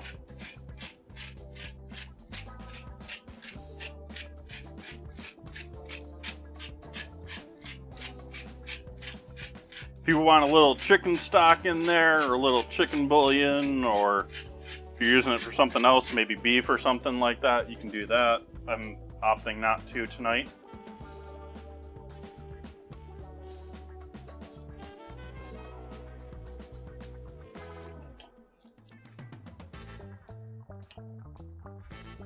Onion powder.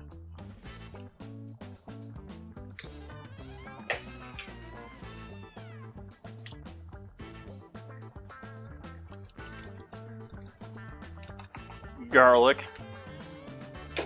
Went sort of heavy in the garlic there. Oregano. Dried oregano. Dried thyme.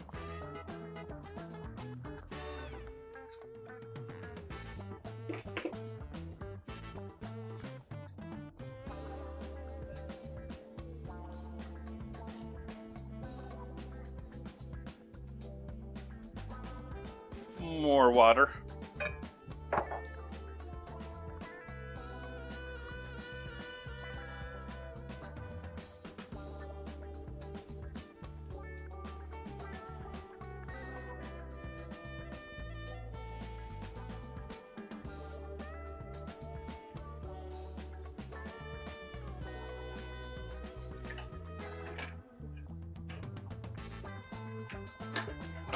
Have I used up all of my freeze-dried basil now? I guess so. I'm not the biggest fan of basil anyways. I agree, Chevette girl. I'm like more and more fond of oregano the more I use it. Like, it's one of the heaviest used herbs that I use dried herbs that I use these days.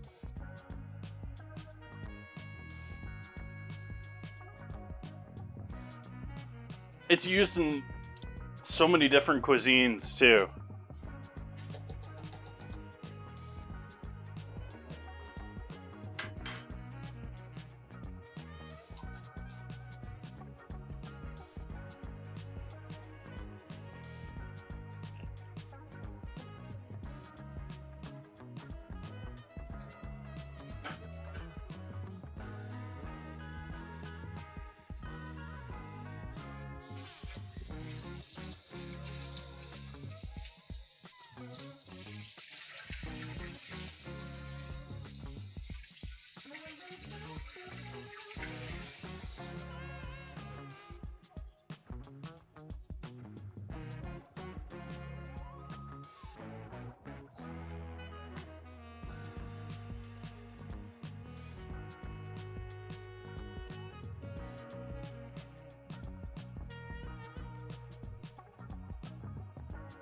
Alright, we're going to swap pans, move this one into the back.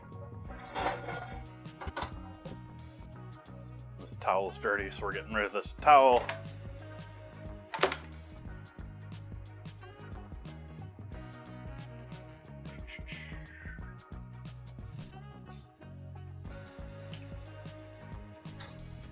Do I add nutmeg to that sauce?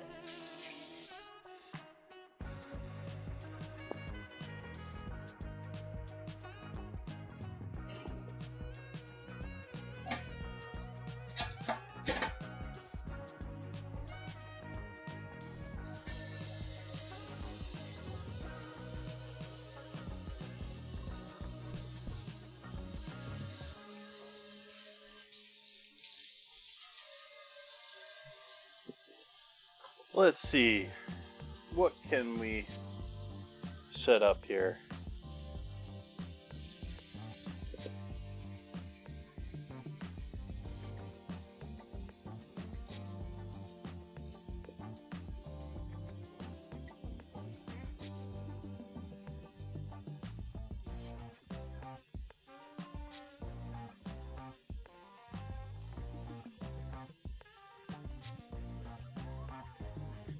I'm working on setting up the AFK. Oh, it's not in that drive.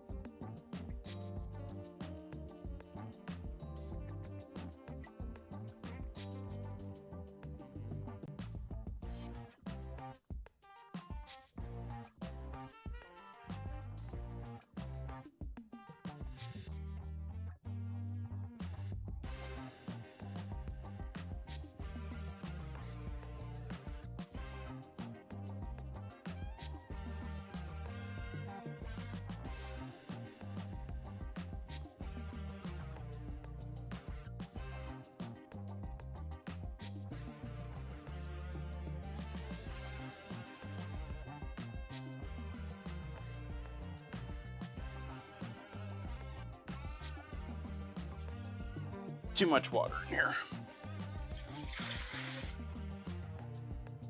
That's better.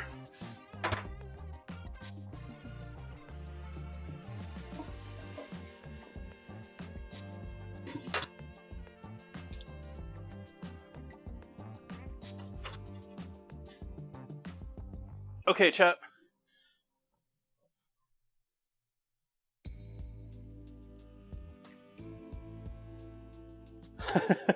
Shut. I had a pour too much oregano in the dish occurrence not too long ago, and I just rolled with it myself. I didn't change the name of what I was doing, though. I just sort of said, "Oh, that's a lot of oregano," and just kept going.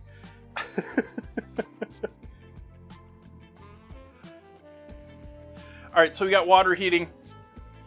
Got that going. Got our pasta ready to go in. We got our chicken butchered to go in the pan. I think we're going to take a couple minute AFK here and give us a couple minutes for that water to heat up to a boil. I will see all you lovely people in about 10 minutes. That video is 10, 11 minutes long, something like that. So see you back when we're done with that.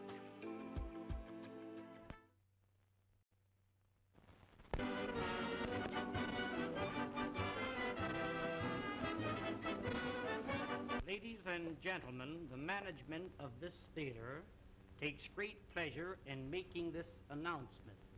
To each lady attending this theater each week, will receive absolutely free a fascinating 12-piece kitchen cutlery set, one piece each time. It is really interesting and amazing to know how you can prepare your meals in an appetizing and pleasing manner. There's an old saying, and a true one, that what is pleasing to the eye is bound to be pleasing to the appetite. I'm going to demonstrate this set to you, and I want you to watch it very closely. The first cutter that I'm going to show you, now this first one is known as the Parisian cutter. Wind it through the potato like a corkscrew. When the cutter appears on the opposite side, pull the cutter out. Place the handle in the center and twist it out. This is what they call a French curl. When you fry these, they come out like donuts, nice and brown. Serve them with your steaks or pot roast them. Unwind it, there's 2 curls out of the 1 potato. Tomorrow morning for breakfast, wind a little strip of bacon around the potato and serve them with bacon and eggs. They're delicious.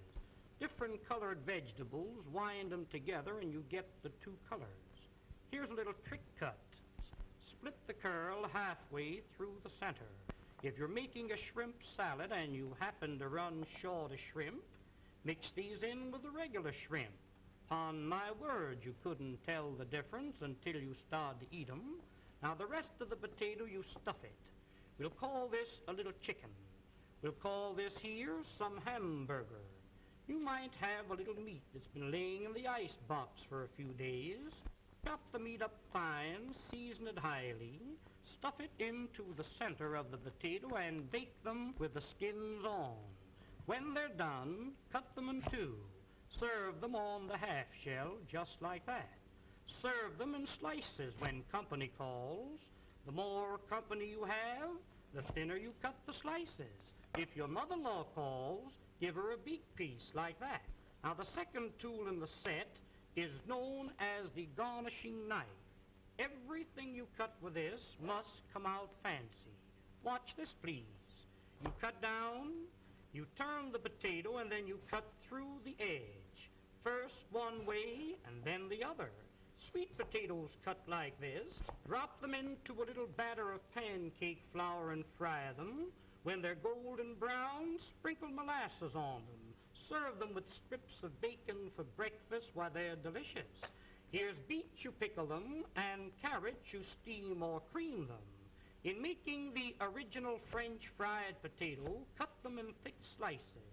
Put them one on top of each other. Cross-cut the slices, and you'll never eat a French fry any other way. The potatoes cut like this will not absorb the fat because they're garnished around.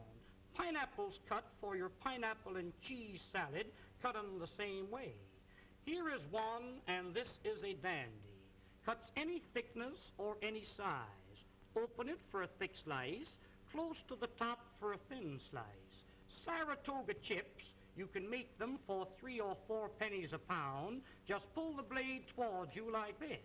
If you want the slices thicker than this, open the blade, there's a thick slice. Shoestrings for your Friday fish dinner, cut them down like this. Chop them up for your vegetable soup. What this knife is really intended for is for cutting the cabbage. You know the old-fashioned board, how you rip and tear, sometimes nipping the ends off your fingers. Lay it flat and pull it lightly towards you over the cabbage. The weight of the knife across the cabbage is all that's necessary. Why, ladies, when you get slaw cut as fine as this, you'll certainly appreciate eating it. The crowning feature of the set is the cutter that I'm going to show you now. This is known as the champeen vegetable mincing knife and noodle cutter. Now, when you want to make some real fine noodles at home, you roll the dough out like this.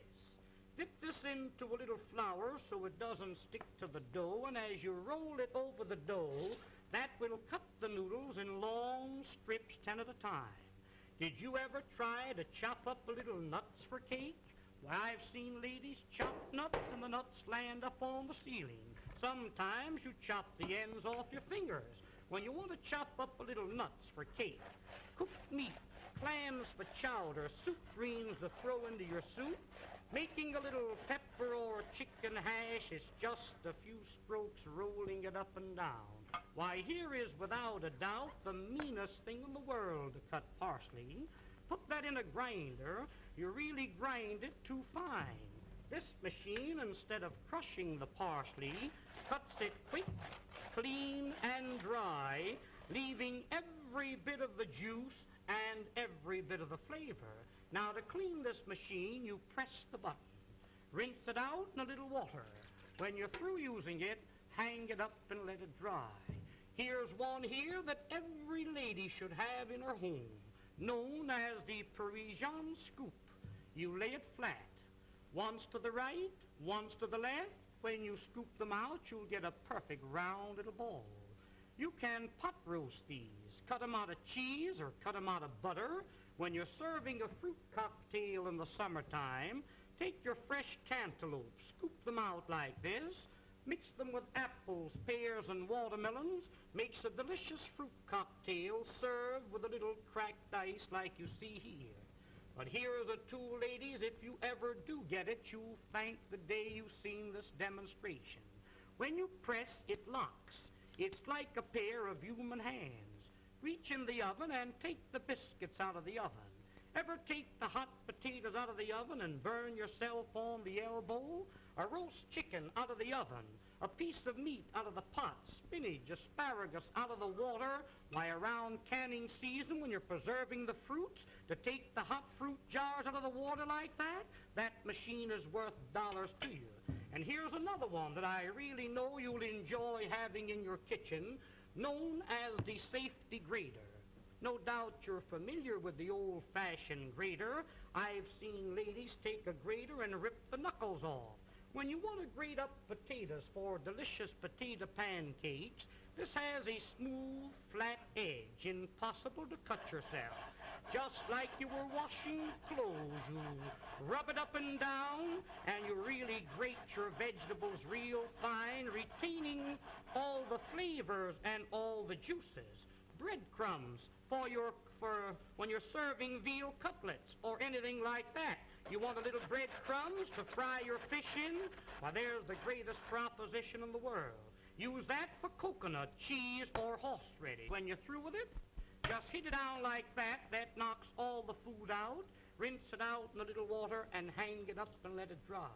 Now, here is a stone made of carborundum and sapphire quartz, which is made purposely to keep these knives sharp. When they get dull, a few strokes over the edge like this, and you can put a keen cutting edge on it. If you have a dull knife or a dull pair of scissors, an old sickle or a scythe, a lawnmower, cleaver, an axe, there's a tool that will really put an edge on the knife so the knife will really cut for you. I just want to give you an idea of how sharp that knife really is when you sharpen it with that stone. Ladies, I've seen some of you try to open up cans. Now, there's a can of Campbell's baked beans. I've seen ladies open up a can and you poke a hole in it, go around the top, hippity-hop, and your finger slips. Let me show you a real proposition. Look, lay it on the can, lift up the safety, and turn the key. That locks itself on the can. No harder than you were winding up your watch. Wind up the key and that'll cut the top off of the can slick and smooth. Notice how the end raises itself up in the air so you can lift the lid off, giving you a clean, smooth edge. Now, that can be used for sardine cans, square cans or round cans, exactly the same way.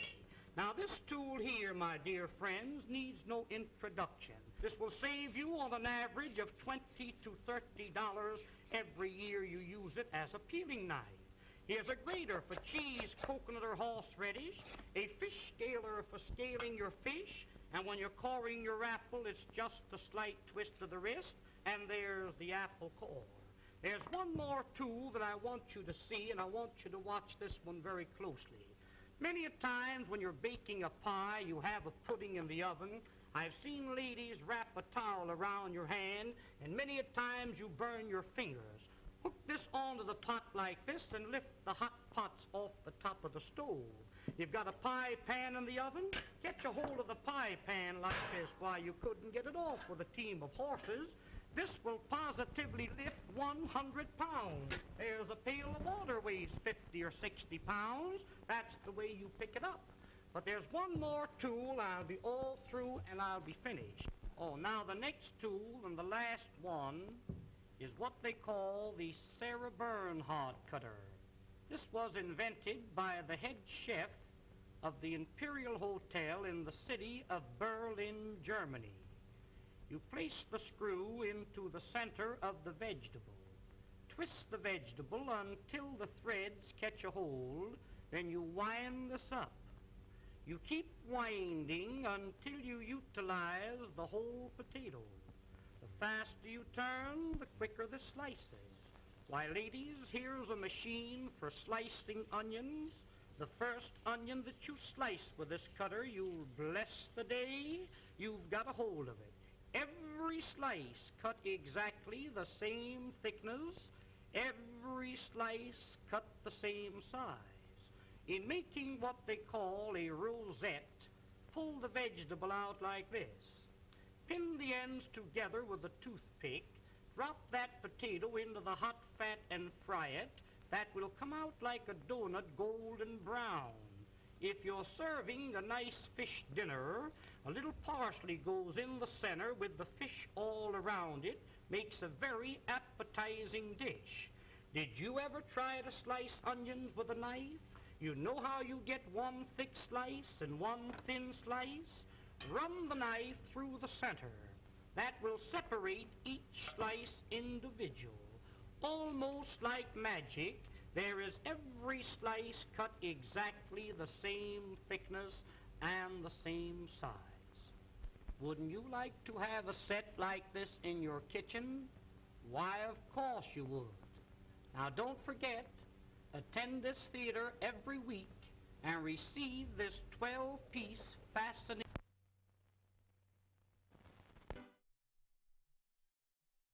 Hi, chat. Hi, chat.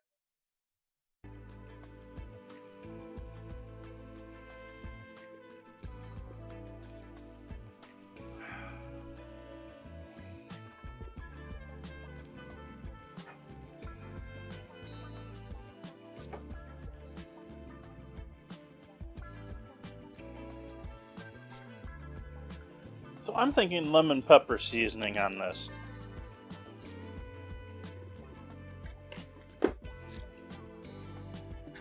Got the... I think it was a long time ago I did this as a project, but I dehydrated or dried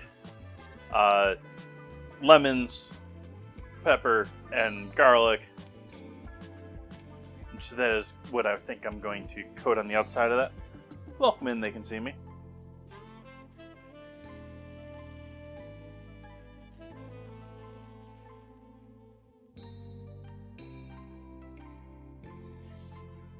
Move this over so y'all can see what I'm doing.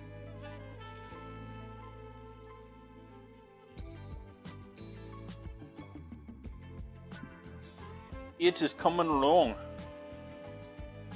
I've got raviolis made. There's 2 other layers below that batch with parchment in between them. Those are stuffed with little dollop of sun-dried tomato and ricotta cheese in each of those.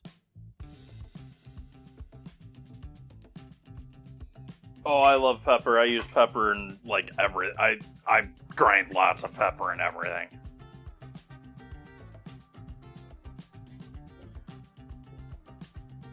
Start heating up a pan here over on the stove for searing our chicken.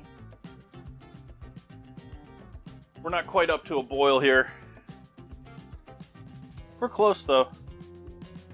Give the top a spin here. That usually helps stir things up a little bit, help it get going. I think I'm going to hit this with a bit more salt than what I had in that mix though.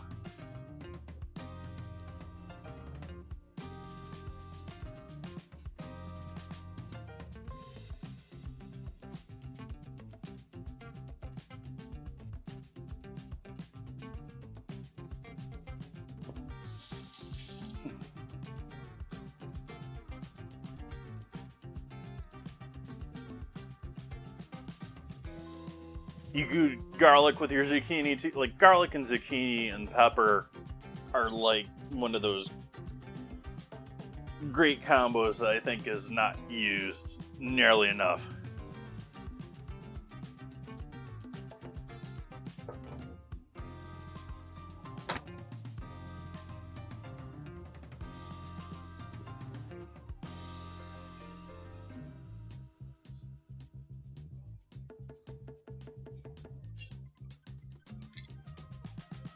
Oil in the pan.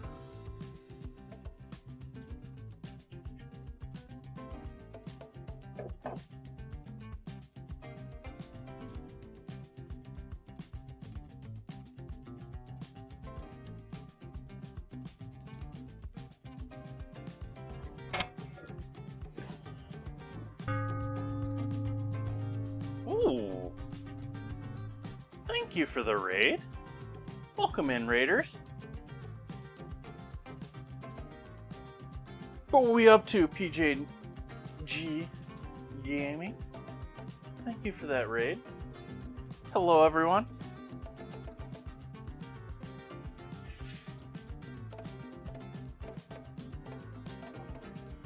Appreciate that raid.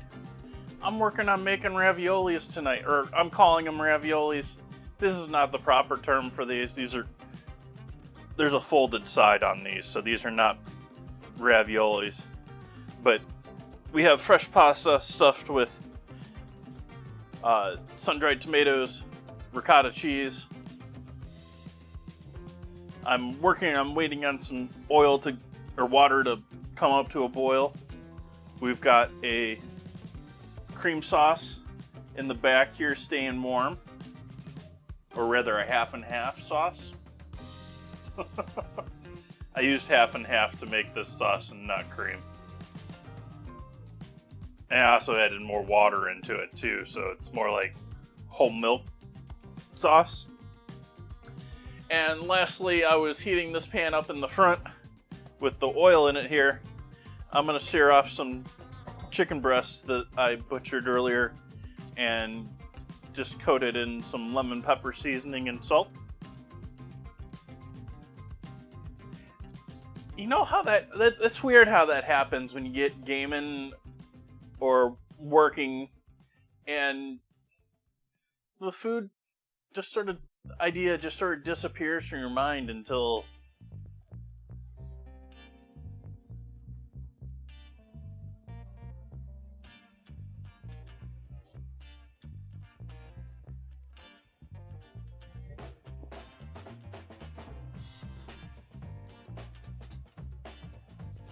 But for anyone new in here, hello, I'm Jason / Chef JT. I cook here on Twitch 4 nights a week. I cook myself dinner here. That's pretty much what my stream is. I hang out and cook and chat with all of you. We got some chill music going. And do 2-3 hours 4 nights a week.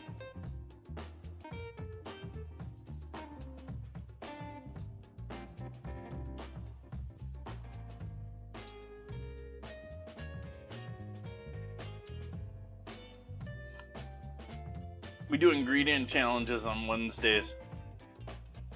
It's looking like my challenge this week is going to be Honey Nut Cheerios. And the idea behind the challenges is not necessarily to make, do a whole bunch of different ingredients. The idea is come up with some ingredients that are a little hard to maybe work in one way or the other. And Honey Nut Cheerios, I'm sure you can think of a gazillion desserts that you could make that work into. Savory side?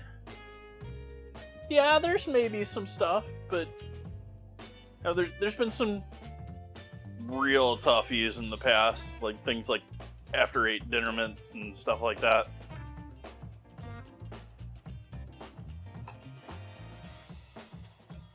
Got a light smoke going on in our pan here now, so I think it's time to add our chicken in there. I am going to go against normal protocol with my chicken tonight, and I am going to sear non-skin side down.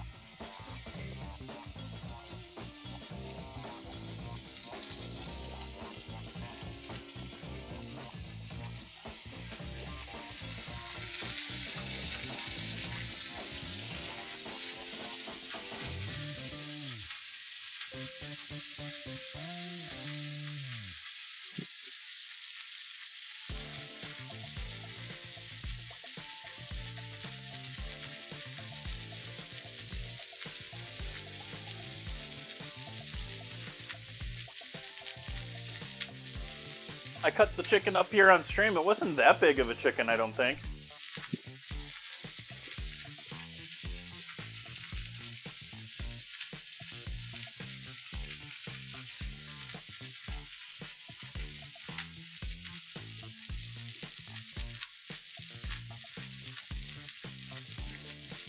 Nice.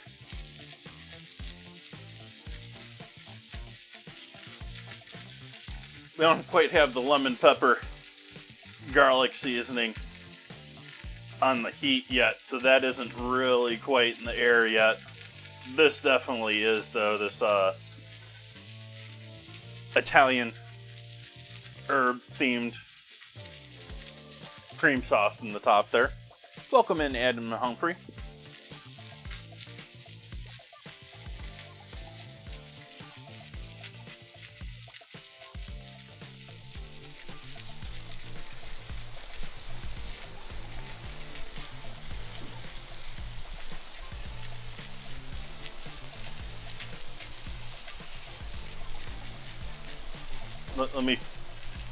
We need this to properly go off here. I know my alerts have not been...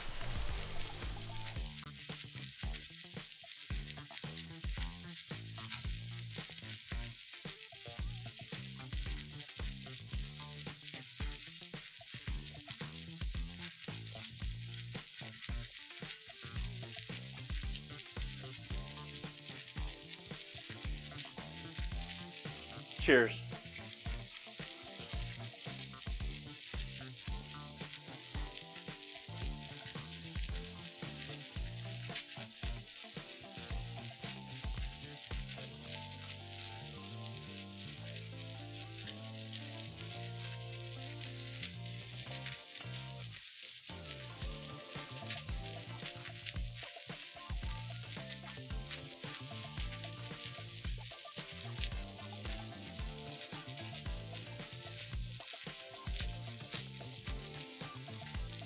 So we're boiling.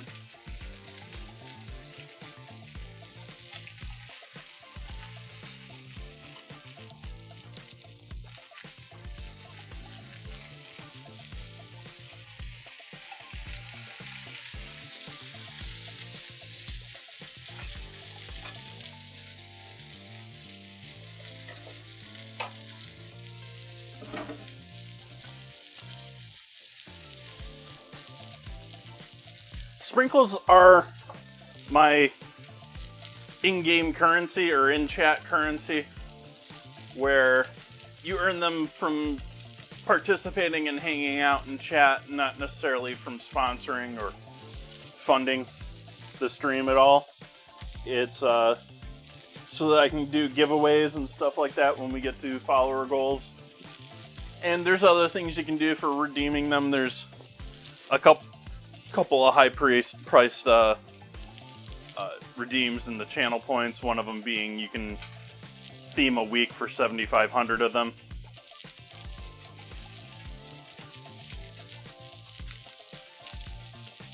Enjoy that, PJG. Let me know what you get when you're done.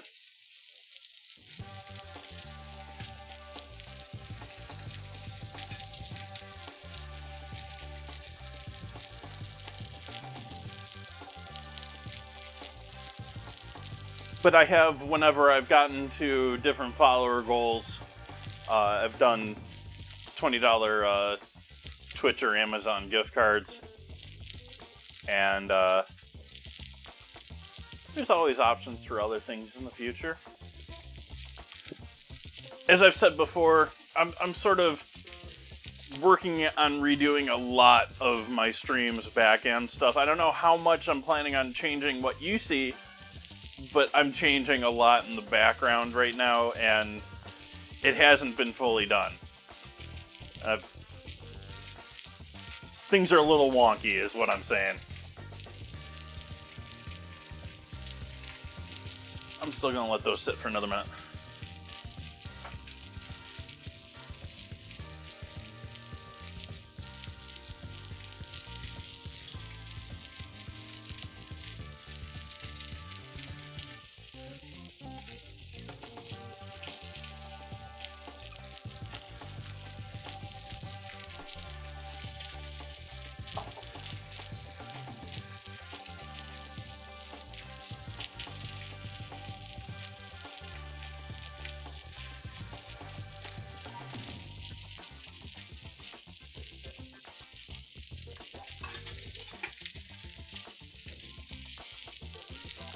I was doing Twitch and Amazon because they're things that just about anyone can use and appreciate.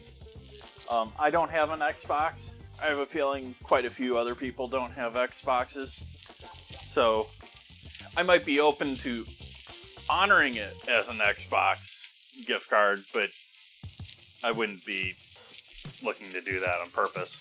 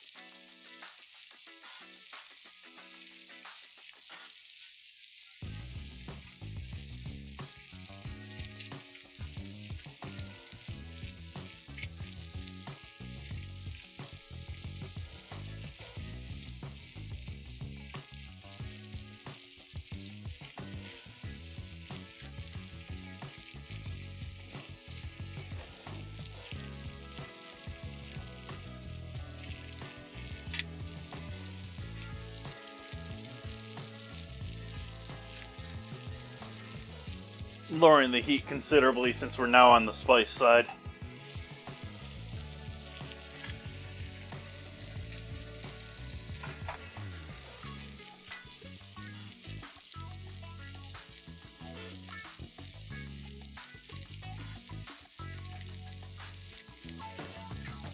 I actually keep spending Bot de Cuisine's sprinkles testing things, and the bot still keeps accumulating them and maxing out because it counts itself, you know, whether I'm online or not.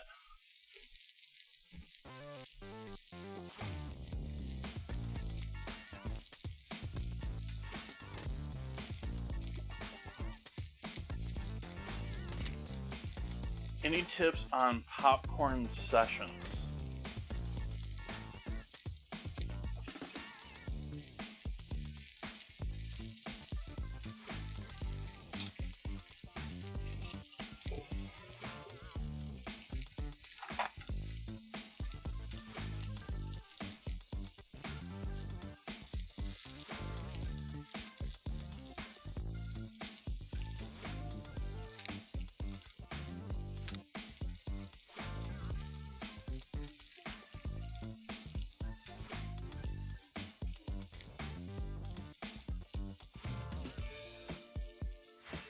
I like popcorn. I've done all sorts of stuff with popcorn on stream. By the way, chat, if you got a whole bunch of extra candy corn laying around, candy corn melts and coats popcorn pretty well. You just gotta be really careful and slow in melting it so you don't burn it in the pan. Really slow.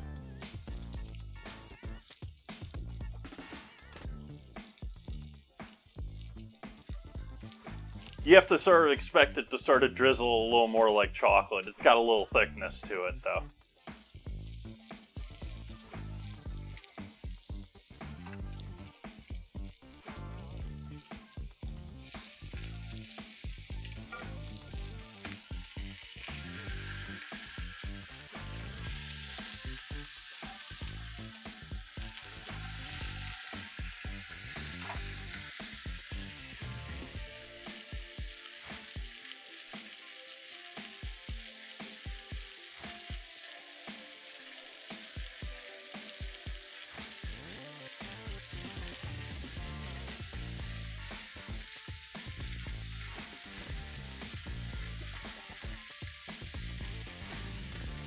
I think I'm gonna boil about half of these. And the rest I'll throw in the freezer, and then once they're frozen, I will pull them out of this and then throw them into a plastic bag.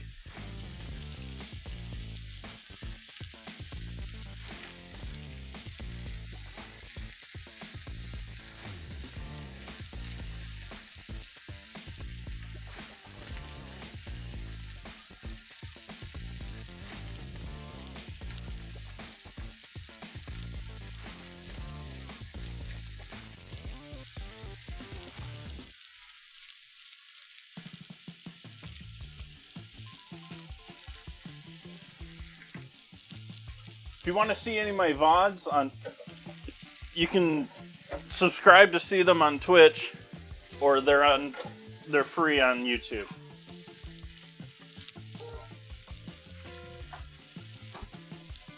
YouTube has most of my past streams.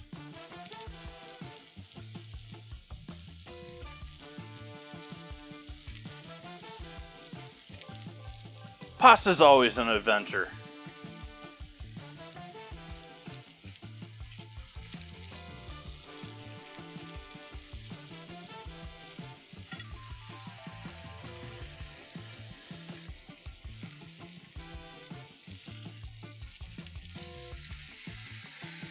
And pan's off now for the chicken.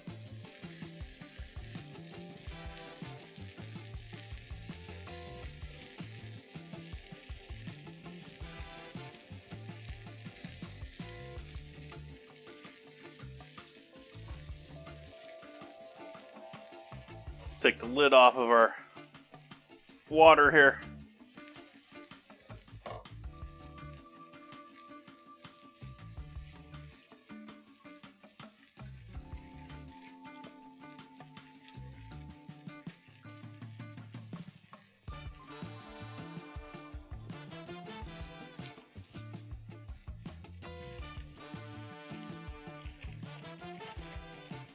sort of rolling them, making sure they're all not stuck to the parchment.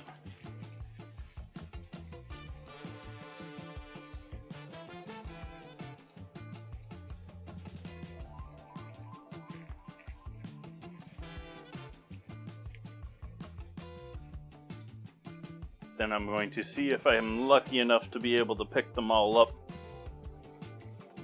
one batch.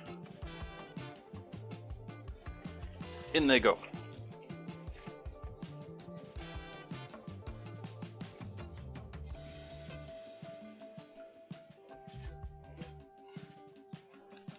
Give them a little bit of a stir up so they don't stick to each other, or try and prevent that as much as possible.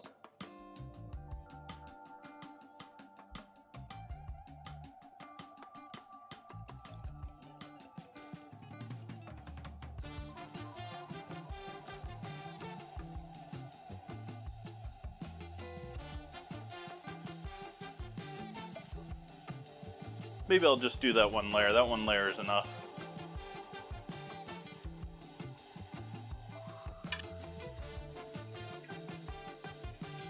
Fresh pasta, so they're cooking quick.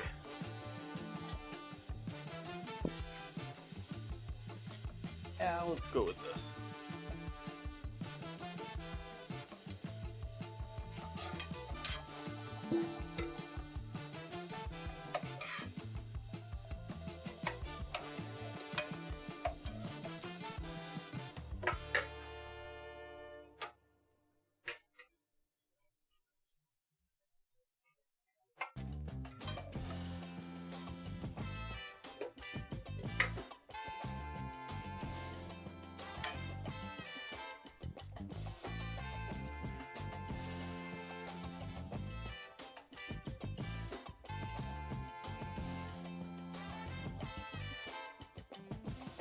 I feel like I need a cigar in my mouth to respond to your comment, Crawdall. You know, love it when a plan comes together.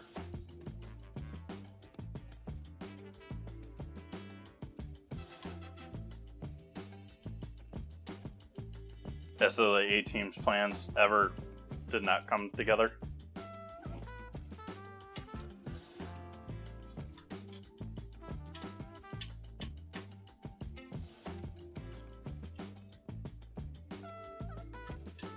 Yeah, that's gonna be more than enough for today and lunch tomorrow.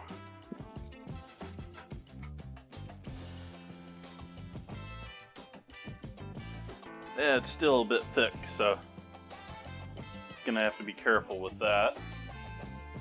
Maybe we'll use you to...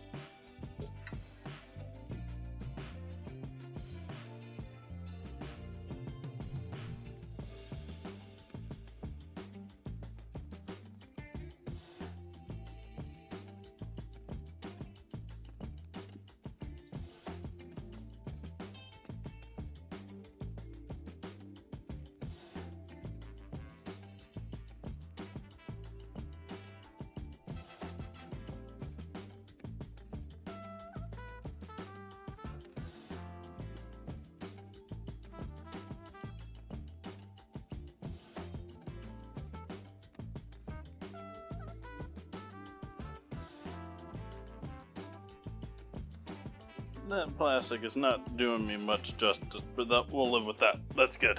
That's good enough for now. Good enough for now. Am I good with the... Yeah.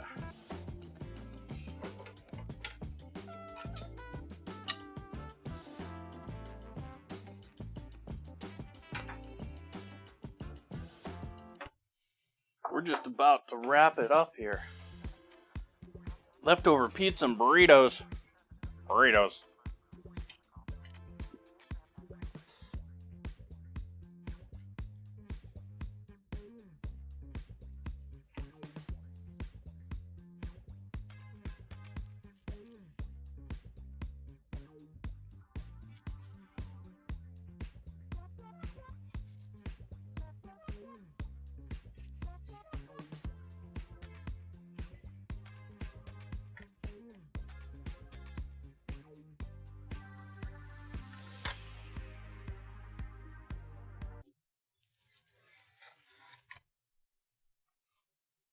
I didn't want to shut you off, music.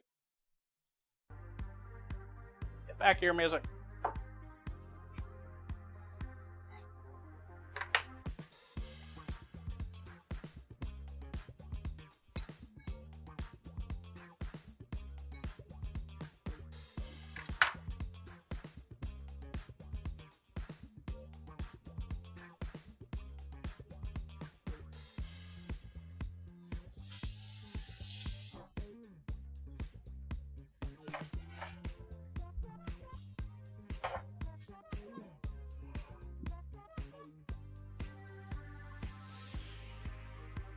So there we have it, chat.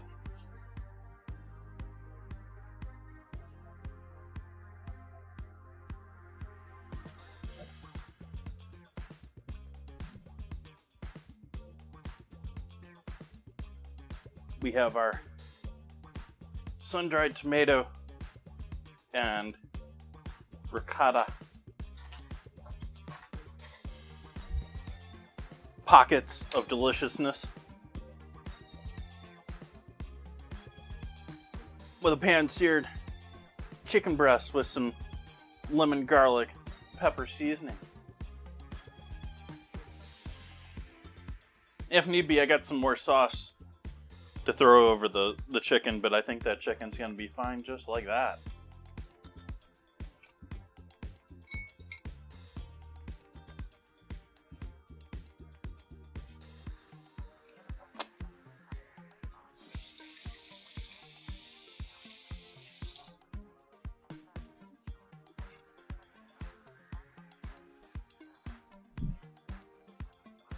Get a photo.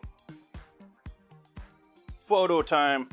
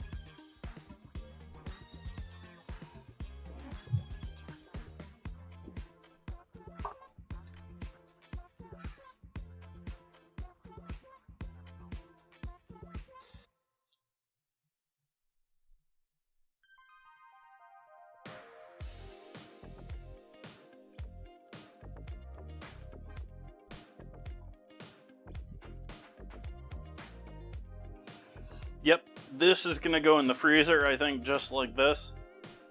And then, like I said, once these are all frozen, I can pull them off of the parchment and throw them in a plastic bag and take up a lot less space.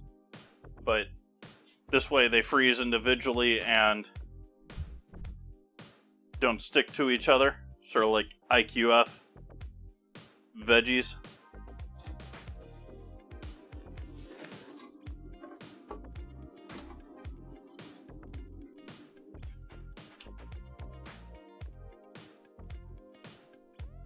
Off. Good.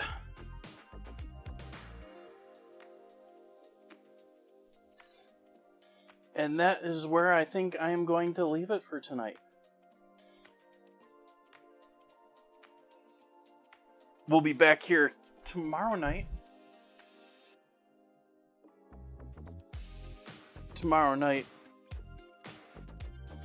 Doing the black bean soup and cornbread. Ingredients are in Discord. If you'd like to join, or rather recipes are in the Discord for that, if you'd like to join in. Same for the upcoming 2 recipes beyond that. We got split pea soup with crusty bread the week after Monday, and pupusas the week after that. Those are all in the Discord.